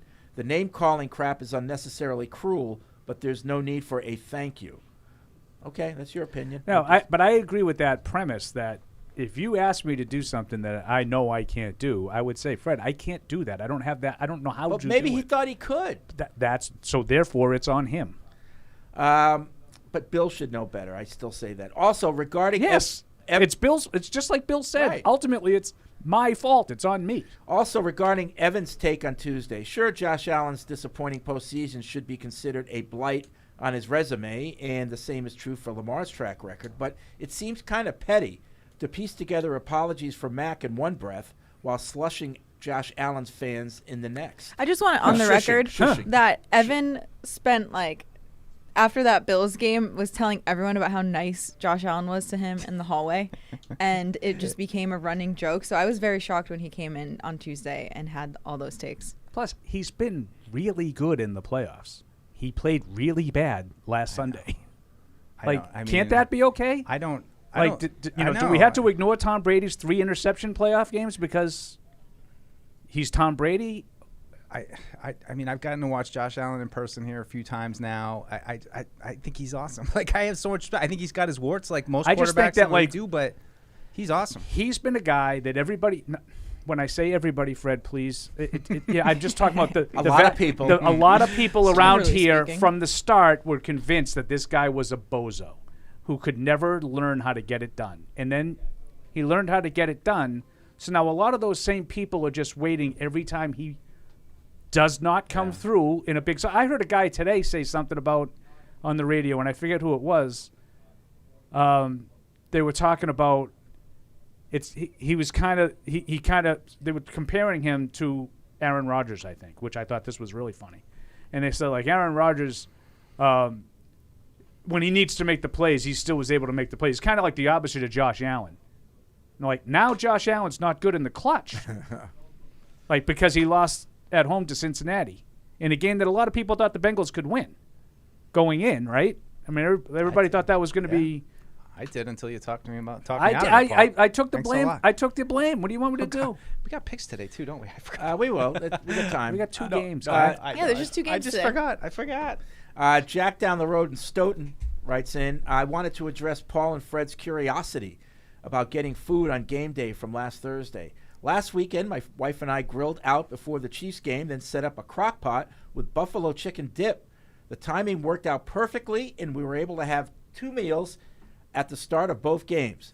But if you're going to pick up food in between games, you can go wrong leaving during the fourth quarter if the game is virtually over, and be able to get back and eat right before the second game. Okay. Yeah, I'm out this week anyway. I got to miss them. Oh, really? Yeah. Wow. Are you going to be okay? Football banquet. I'm going to be on vacation during the Super Bowl. Oh. I'm not Where are you going? Aruba. Oh. Ooh. Wow. Yeah. When did you make those Aruba's arrangements? lovely. I was kind of sweating a little bit. Oh, really? Were you? Yeah. You weren't really sweating. If you actually made those arrangements before this season, you never spent 1 second sweating that out. First of all, I didn't. I made them like in December. Last year? No, this year. Yeah. 2022. Oh, so what were you sweating? He had a feel Well, for it. for a minute there, I said, you know what? We could beat the Bills. And if we beat the Bills, then who knows what can happen? You might beat the Bengals. Then You're you just beat prone the to Chiefs. worry then, because there was never any sniff. Not of beating the Bills that day, but there was never any sniff of them being in the Super Bowl. Well, that's me, because I'm always eternally optimistic. So you made the arrangements in December, huh? Yeah. Keep that in mind. That's file that that's one when away. I started. Yeah. Well, you did the same thing, Fred. Refundable. Yeah, but if it had come to pass that they did, I would have had to cancel the vacation. Yeah. Paul would have gone. No, I would not have. Said Paul on your vacation. This guy. Yeah, my wife was like, I'm going. Oh, okay. Hey, Some of us have never taken vacation Your wife during brings the a season girlfriend, in 20 she'd probably plus be years. pumped. You see Aruba coming.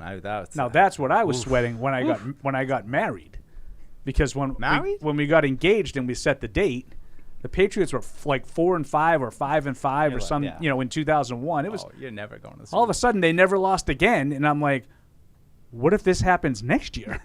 I'm dead. It's so funny. But it didn't. They didn't make the L from Wisconsin, I just wanted to point out an error in Mike's draft analysis. Don't look at top flight tackles to take at 14. Look at mid-round tackles to take at 14 instead. Thanks, Evan. Snark. As for Mac, that was Paul Snark. As for Mac, I don't think this past year can be completely thrown out because of the offensive dysfunction. I feel like I saw a lot of physical limitations that had nothing to do with the offense otherwise. That being said, I'm out on Mac. Another person out on Mac. Sure. So I'm honestly not sure what he can. Another person or one. No, he's unbelievable how he only hears certain things. I don't know. Fred, we did the poll It's on like the the show. hearing. Remember my little poll? I do. I hear both sides.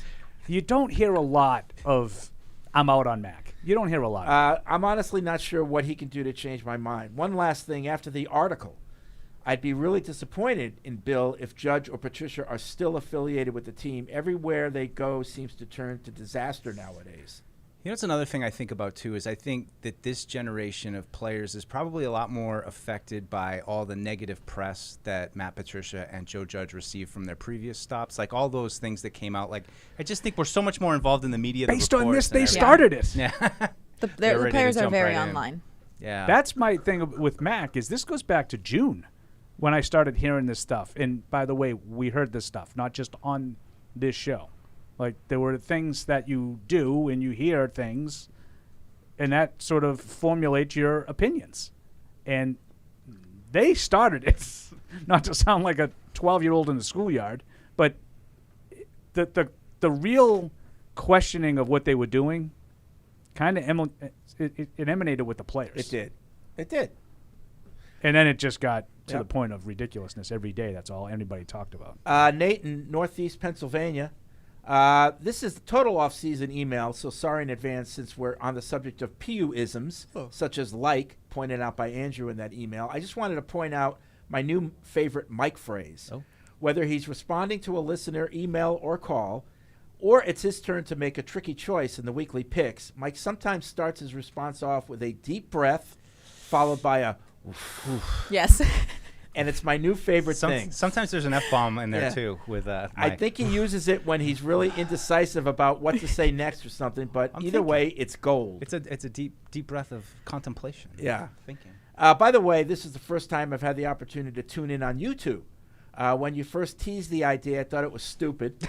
But here I am watching and enjoying even more. So thank you for continuing to try new things and pump out content. Good morning, Boomer. I have to give credit. I have to give credit to others because I, didn't know if the juice is worth the squeeze to go on YouTube. Yeah. But people like it. Just gotta put on a nice shirt and comb my hair. Yeah, that's it. Not me.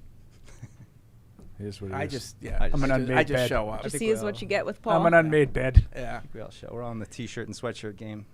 Yeah, I don't want to like come off one way on YouTube and then they see me in the mall and I look like a different person. I want to be consistent. Your fans, you got to keep your fans. Don't get expectations too high. Right. Todd in Rochester. Yes, I noticed how quickly Lynch got down to the field. First showing him in the suite saying, review that last play. Next shot after the commercial break, he's on the sideline clapping after the review is being announced in the 49ers' favor. Yeah. That's what I was saying. Yeah, I don't like that. Maybe he has an elevator right from his box Oh, right I'm down. sure he's got a direct route. But why don't you like that? I don't care for the owner or he's GM. But he's not the owner. I said the owner or the GM coming down to the field at the end of the game. So when Casario used to do that, you didn't like it? No, I don't like it. I don't know that he ever did that. I just made that up. I don't like it. I'm telling you. I just made it up. The Idaho murderer. It's Casario. Every time Oh I my see God. him, I think Casario. Tim, I thank you for getting that, can Alex. never unsee that. I got it. I know. You got it last time. I got Oh my it. God, you're so right. Tim writes in pointing out that Jermaine Wiggins is anti-Mac.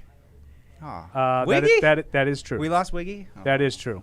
He's I think he's out on Mac. He gets yelled at every show for saying that he has questions about Mac, but that's correct. That is.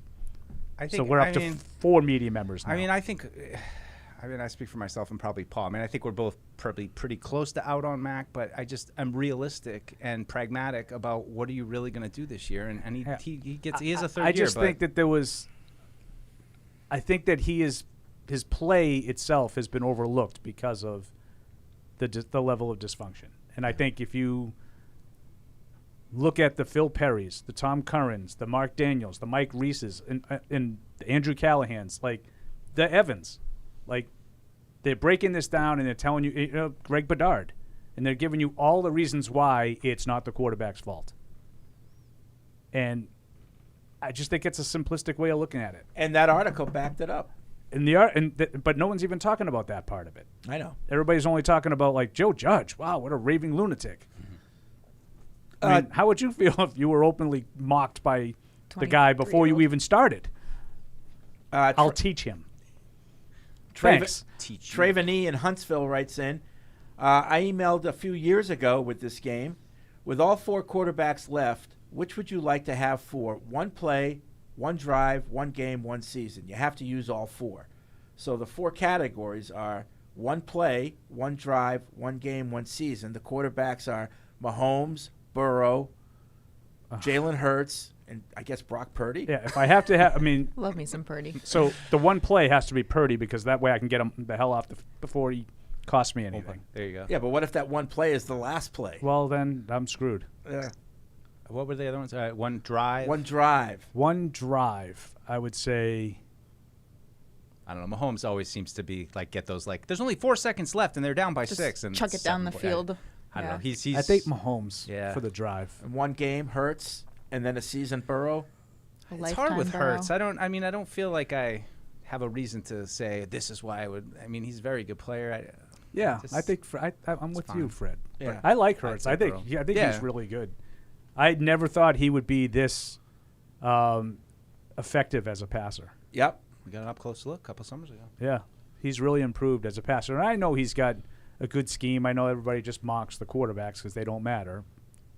It's funny. He's got such a presence about him too. Like there's just something about him that he has. I hate swag, but he's kind of got that like leadership, alpha quarterback kind of vibe to him. I just, I was so impressed with the way he handled the benching in the championship game. Fred and I raved about it after that. I just felt like that's a guy who's gonna succeed no matter what he does in life. I think he learned a lot from that experience too. Yeah. Oh, And just like the shots of seeing him run on the field from that national championship, like smiling and him being like, "What? I'm a national champion for the rest of my life. Like, Right. why would I not be pumped about that?" Right. I just thought it was really impressive. Sweet Kid writes in, Sweet Melvin. Kid. I was going to call, but forget that. I'm literally praying for a Fred versus Paul fight on video.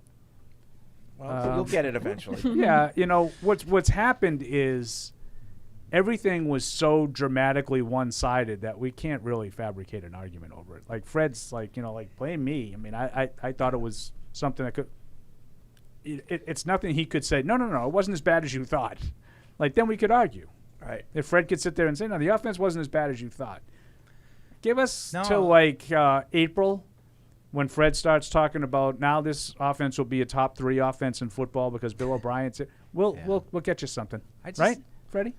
I just think we've been together through this whole season, and we've watched, going back to practices, and we all watched the same things, and we all talked about the same things, and there wasn't ever one of us that was like, I don't know, guys, like that was what's so crazy to me, and I've said this before about training camp. You come out being like, does this really matter? Does this really tell us anything? We just watched an hour and a half of them just kind of doing walkthrough. Does that matter? And this season, it seems like yes, it absolutely mattered, and it absolutely was a sign of what was to come, and all the drama that was kind of like about to bubble under the surface, like all those things were accurate. And it's hard to have like another take when I was side by side with you guys watching those practices. It's like we all saw the same thing. It's exactly That's what I'm saying. it It's was. hard to have an argument when it's so obvious. Unless you want to get into like a statistical cutting hairs. And like in the 28 years I've been here, I don't remember like anything that was just so apparent to even the layman, and that ended up being true. Right. Yeah. Like we could probably have a good argument. Maybe we'll do this in a couple of weeks. We could probably have a good argument about the defense. Yeah. How good was the defense? Right. We could probably do that. We'll table that one, Melvin. Okay. Neil in New Brunswick, if this article is true, and I'm sure probably most of it is, what I would like to know is, did Mr. Kraft know this stuff before meeting with Bill? A lot of coaches would be fired for a situation like this, and Bill has survived, and in that ridiculous press conference acted like there was no possibility he wouldn't be the coach next year. That still bothers me. I think this is just as much a prove-it year for Bill as it is for Mac. And if it's a failed season, both will be gone this time next year. And although we might not have liked the way he acted, we might owe Mac an apology because he seems he was right. Yeah, I don't think there's any chance that you're going to get that everybody's gone. I just don't see it. That would be something, huh? You burn it to the studs. Yeah. I feel like somewhat this season feels more, and I think this is a good thing, hopefully, that this is the direction that it's Bill stepping back a little bit and letting, Bill O'Brien run this offense, and, letting Gerard Mayo take more of a role. Not to say that I'm saying I want him to like start to get out of being the coach, but I think that he'll get more help, and it should look better. I hope that there'll be less of the mistakes, the stupid stuff that you can't have happen. Right. Let's see. Ernie in East Hardwick, Vermont. He says, my expectations last year were 6 wins. What I didn't calculate was how bad most of the teams in the league really are. On to Mac. I think the Patriots need to move on. With him, the bad outweighs the good. Another person against him. He doesn't have the arm strength or the size. Keep it to like the media. It's everybody. I listen to everyone. I don't think his character is what we want in a franchise quarterback. A friend once told me people are like a tube of toothpaste. When squeezed, what is inside will come out. I didn't. That's a good one. I didn't like what I saw come out of Mac. One of the things that really bugged me about Mac was him keep telling us that he loved football and was a real competitor, yet in 3 or 4 key situations he ran and slid a yard or 2 shy of the first down. Personally, I have seen enough, but I will continue to watch whatever. How does the group feel about quarterback Hooker out of Tennessee? He's rehabbing from an ACL. Okay, I don't know. Don't love him. Like him. Don't love him. I heard, like, talent-wise, he could be the best of the bunch, right? I don't think so. No? But he's the only one. I mean, I mean, if you're just going to go, like, the highest upside with the tremendous, like, the all-around package of skills, Richardson from Florida is, like, ridiculous. I think he's an ultimate boom or bust guy. Yeah. Oh, yeah. Mm-hmm. What was his deal, though? What's the knock on him? Well, he didn't play consistently well. Yeah. Like, if you saw, like, if you saw some Florida games, you'd be like, wow, this guy's going to be a monster in the NFL. And then you saw others, and, like, they couldn't move the ball at all. Yeah. Like, from one week to the next, you never knew what you were going to get. Brad in the East. But he's big, can run, like, a ridiculous arm, but just no consistency, no refinement. Brad, 3 wishes for next season. 1, can I please see the play coming into the quarterback before the play clock hits 15 seconds left? 2, tackles that actually know what the snap count is. And 3, the team knows what the focus of the offense is going to be starting day 1 of the training camp. Are we a throw to run to throw, or RPO? And then tell the team to shut up, learn your plays, and go do it. I felt like that was never made clear to the team. Okay. Yeah. No. Yes. Let's see. David in Maine. Lots of emails coming in. Just so you know, you're still going to be a game plan offense because that's what Bill believes in. So you're not going to get the answers to those questions. Yeah. If we throw to run, maybe this week. Right. Maybe next week you're going to be, the other way around. David in Maine. Being out of the playoffs sucks. Also, Paul reminded me of something on Tuesday that I was trying to understand: salary cap and actual spend. Maybe Miguel can help too. I guess I would definitely go to him. Yeah. On something specific to the cap. I guess I've been ignorant to the fact that some teams spend more cash than others and don't just try to meet the salary cap. Is this similar to baseball in small markets? Do the Crafts not spend cash as much as other teams? According to Bill, they don't. Yeah, I mean, Bill's the one that talked about that. They were 27th in cash spending the last 3 years. Yep. Which is the significant number. I mean, that shows you how much teams are, willing to go out and really put your money where your mouth is to get those guys, rather than, you're going to be paying Devin McCourty like 2026. He's going to be on the cap of like dead money. You're starting to think he's coming back? No. I haven't really. Him talking so much about like I haven't really the inner workings of what's going on is that because I think you can make an argument both ways. Like, to your point, he wouldn't be talking about what he thinks of Bill O'Brien's arrival if he was coming back. Yeah. Do you think and making his own Twitter account finally? Yeah, that's like really and following me. Really? Yeah. Do you think at this point Bill cares about he didn't follow me. Who those quotes come from? I would hope he's not wasting any time worrying about that and just really get spending out all there. of his time trying to fix it. Yeah, let it get out there. It was what it was, and let's move on. But I mean, I agree with Paul. You're gonna try to now ferret out who's talking to the media and all those. I don't think that's gonna be very fruitful. Rich in Santa Cruz. Apropos of nothing in today's show, but I was thinking of while taking a shower after surfing. That Fred Soap Saver idea, if sponsored by the NFL, could be called the slot receiver. I think Julian Edelman and Wes Welker could do the marketing together. I love it. That's going to be our first on-video fight between you guys is when we get back into that conversation. Oh, no. The soap with the slot has been going on for a long time. You were probably Not even born yet when Yeah. we started that up. Well, that was my first show, and It's like- when I was asked, and I was like, "What the hell did I Right. just walk into?" Merchandising, You the have very no first idea. Patriots Unfiltered I like product, it. right? The slot receiver. Slot soap. receiver. Although taking a shower, that could have a lot of different connotations. I don't know perfect. if that- That's yeah. why we like it. Let's see. Eric writes in from El Scout? Paso. No. What are the benefits of having our staff coach the Senior Bowl? Actually, it's the Shrine Bowl. Plus, do you all think we go towards a defense in mind draft or an offense draft? Well, I think, they got DeMarcus Covington at the Senior Bowl, and they have the great majority of the staff at the Shrine Bowl. So, I think it's an opportunity to coach prospects. And we were talking about content and covering it. And, my question was, what's it like in a situation like this where you probably have scouts at the Shrine Bowl? They have prospects that they like, and now your coaches have interacted with them on the field. They've coached them, so you might get an even more, thorough evaluation of some of these players because not only have your scouts scouted them, but you've had coaches that have had direct interactions with them. As far as the offense, defense, it's, I think they have to add some significant talent on that side of the ball this offseason. Another person who wants to move on from Mac, Chad in Atlanta. How long are we going to have to wait until the realization that Mac really is just someone who can play quarterback in this league? Another year and a half. Bill's words, not mine. Are we really going to have to wait until Mac has a perfect O-line, the OC he needs, and a plethora of weapons in place, only then to realize what's been apparent? If I'm Bill, I'm not waiting for Mac to have a utopia to play in before I move on. See, Paul, they're out there. They're out Fred, there.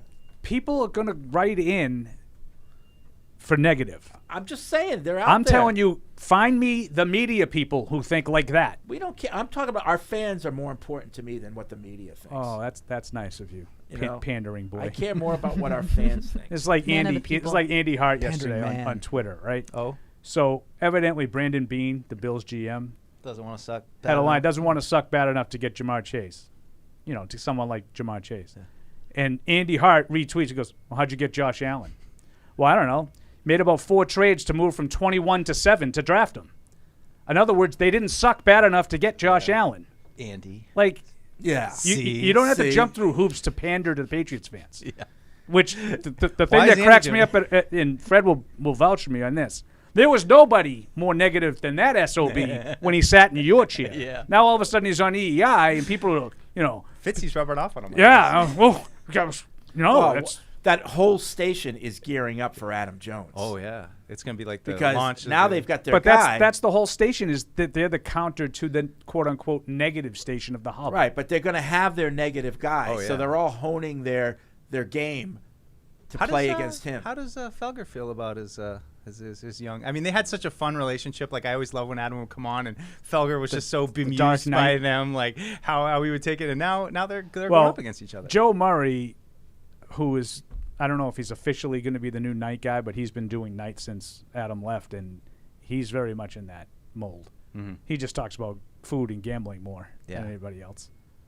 But yeah, again, I know you always say well, see, they're out there. Yes, I understand there are some people out there. The vast majority of the analysis is that it's all Matt Patricia, and this is all going to get fixed magically right now. Now, I'm telling you what's going to happen is they're going to have largely the same cast of characters on offense, and then that will be the excuse.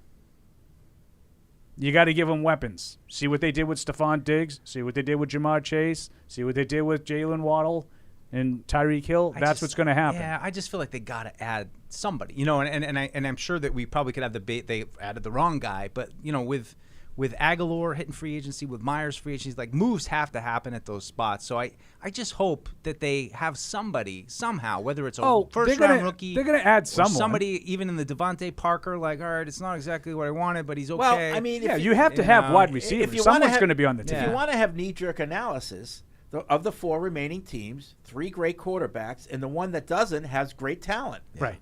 Right. You were in upstairs when we were talking about this yesterday, right? I think Off so. air. I don't Yeah, know. it's just you can sit back and you can say, see, Brock Purdy, Mr. Irrelevant. Yeah, think about how difficult it is to do it that way, and think about the level of player of George Kittle, Deebo Samuel, Nick Bosa, Dre Greenlaw. He won't.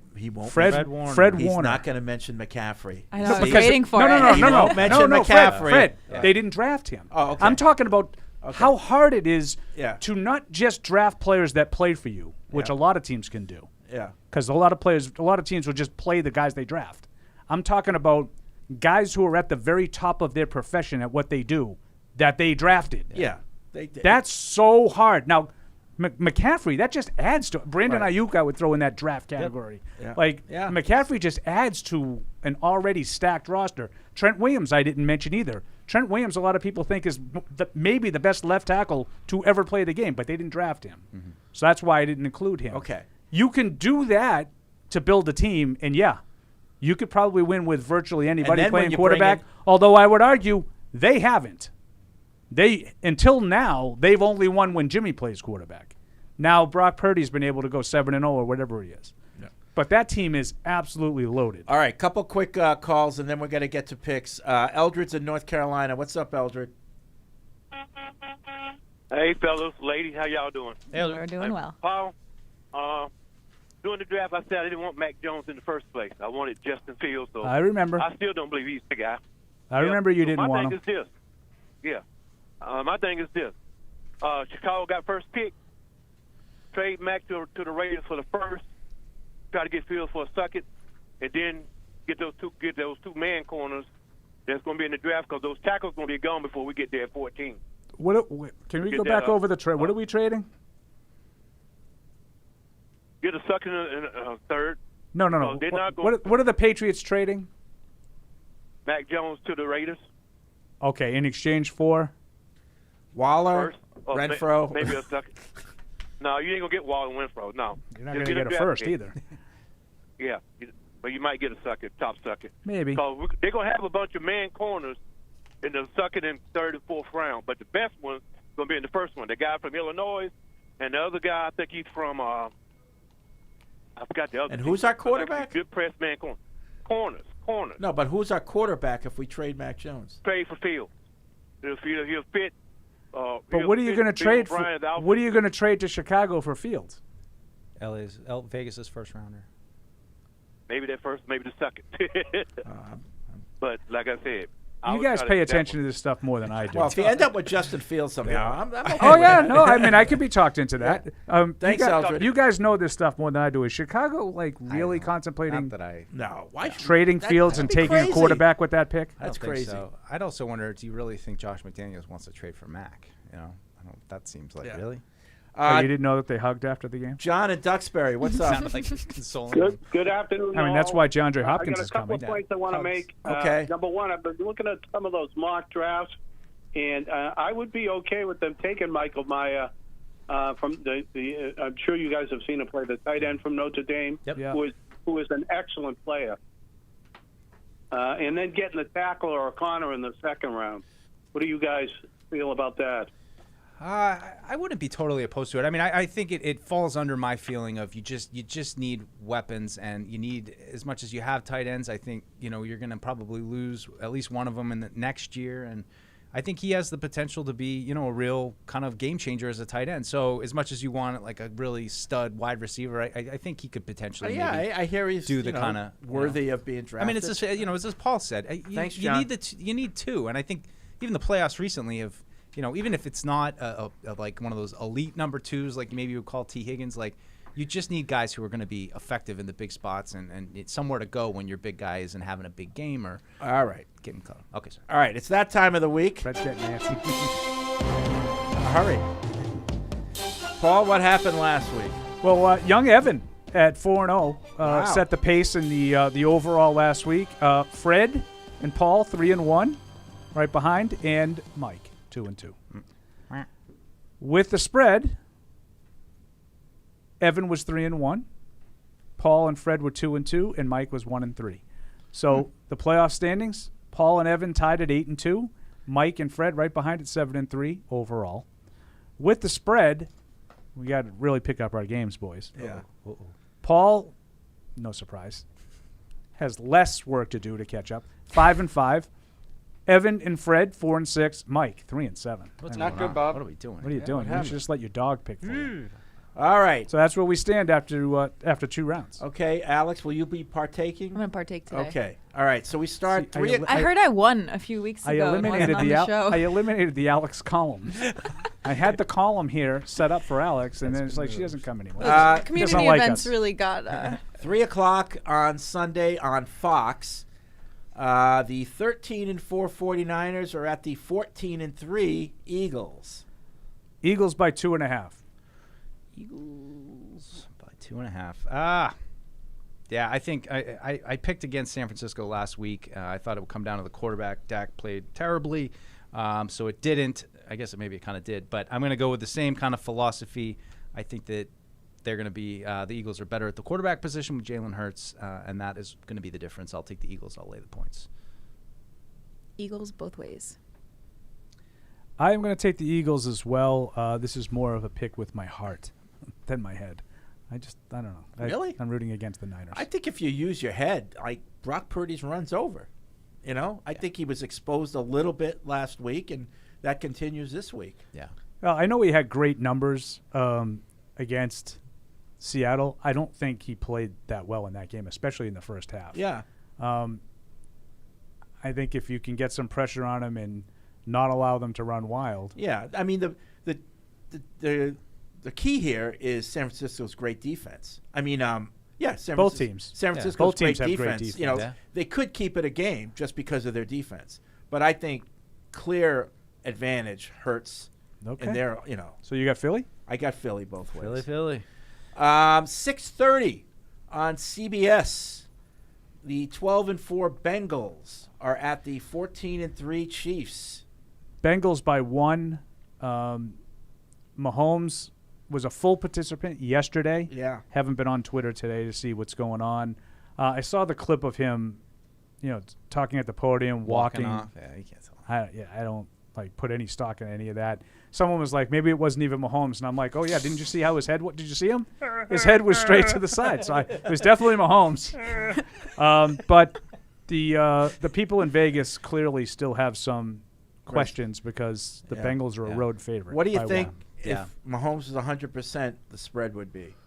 2.5. Yeah, I was going to say under 3. Yeah. 2.5, 3, much like the other game. So, as probably everybody figures, I'm going to take Cincinnati and Joe Burrow. Hard to pick against them. I think Mahomes is still going to be limited, and it's not going to be enough. The Bengals are playing en fuego. I got a Bengals-Eagles Super Bowl. I also have a Bengals-Eagles Super Bowl. It's going to set up, I think, the most watched Super Bowl ever from the female demographic. Wow. And I'm going to give Cincy the points, too. Who, Jalen Hurts? I'm intrigued by this. Oh, yeah. Joe Burrow and Jalen Hurts, eyebrows. elite talent with the female demographic. Nice. Paul learned. Well, he learned me something. She learns me something every show. You don't she like doesn't Brock speak Purdy? often, but when she does. He's not Purdy? Let's give him some time to grow a little more. Okay. But, no, those two guys are Joe the elite. Burrow elite and talents. Jalen Hurts. I could see that. Yeah, good-looking guys. I mean, Joe Burrow. I'm not ashamed to I say mean, it. he still does look a little bit like grown-up Macaulay Culkin. Yeah, I'll never he's a quite little- shake Joe that. Burrow? He's what, yes. he's what Macaulay Culkin should have looked like when he grew up. He's a little goofy looking. But I'm Joe Burrow, I'm you down guys, with it. you think is goofy Oh, looking. no, I think he's a good-looking Oh, guy, no, he's but I think good-looking. he has a little bit of a goofball kind of look to. Do you know what I mean? Like, I don't get the goofball thing. I don't know. I just think sometimes he's a little out there. But got Macaulay Culkin. Jalen Hurts, I can absolutely see. Oh, Paul, He's a good-looking found guy. your type. You get the Right, eyebrows, huh? even Marine Corps Matt is nodding. He's going to have to push away from the table. Burrows is too girly. Faith has No. absolutely no idea what she got herself Faith into. is like red. She's red. Faith She's is red. upset. They're both top 2. Jalen Hurts, I can absolutely see. Remember Paul, when he all walked? right, Paul, calm down. Hey, Jesus. Mike, remember when he walked by us to go to the bathroom? I saw a TikTok of Joe Burrow Yes. talking about Yes. going down rabbit holes on YouTube about physics, and I was just like, Oh, he likes He's Star made for Wars me. too. Yeah. I know. You said I thought that was going in another direction. But anyway. I am also with Cincinnati in this game, by the way. I'm with the Chiefs. Yeah, I do have a little fear of Patrick Mahomes as a home dog. Well, I think it's only the second you can't time in his ignore that career. guy. You know, the other thing, There he is. are we not giving enough credit to the Chiefs' defense, especially up front? I don't think the Chiefs' defense is all that. I don't know. Yeah. So Paul clearly isn't giving any credit to I'm the not Chiefs. giving them. No, I don't think they're bad. I don't think Buffalo's defense is bad either. They eviscerated it last week. So I think that they'll probably play more man than Buffalo traditionally does, but I think Buffalo was kind of forced to do that last week because of their personnel issues. But Chris Jones is awesome. Chris Jones is a Defensive Player of the Year candidate. And if that issue that I thought was going to happen last week with Cincinnati's offensive line, if that takes place, Fred will be right. He'll have that defensive line. That's a good key. Is capable of wrecking That could the have been game. your data point. This maybe, is definitely if who we I had any of those. This is who I want to win pick, not who I think is going to win. So I'm going with the Chiefs. Yeah. Yeah. All right. Well, yeah, I won't be upset if the Chiefs win, and whoever wins the AFC game, I'll root for in the Super Bowl. No, I'm rooting for the Eagles. I'll be upset when they have a little family group hug and everyone's all dressed up like. I never saw it's an episode of anybody. Succession. I never saw anybody get upset at other people's successes like Mike Dussault. Oh no! Oh man! It was just. It's just like I don't know. Doesn't everybody? I don't hate like that? him. He looks like he's Well, enjoying it. He was drummed out of Hollywood. He So looks he's like got he's a lot right. of resentment. That's right. He looks like he's enjoying it. I don't care for that. He's got resentment. All those All these people who made it. Friggin' with the whole family. What are they? The Hunts? Get out. The Hunts. Get them out of here. Yeah. They all Right, got what have they ever done? bright lately, yellow. right? I'm just imagining them like all off. So they're going shopping for oh, this is the perfect red color for my Chiefs game. I'm gonna dress up in yellow. Oh, look Chiefsy. He just summed up the entirety of Patriots Nation right there. All right. That's why they love him. That's going to be it for this edition of Patriots Unfiltered. Everybody have a good weekend watching the games, and we will see you next Tuesday. Thank you for downloading this podcast. Subscribe on Apple, Google Play, and everywhere else you listen. Like the show? Please rate and review us. Listener comments and ratings help keep us high in the podcast rankings so new listeners can find us. Be sure to check patriots.com for more news and more podcasts. The world's original podcast.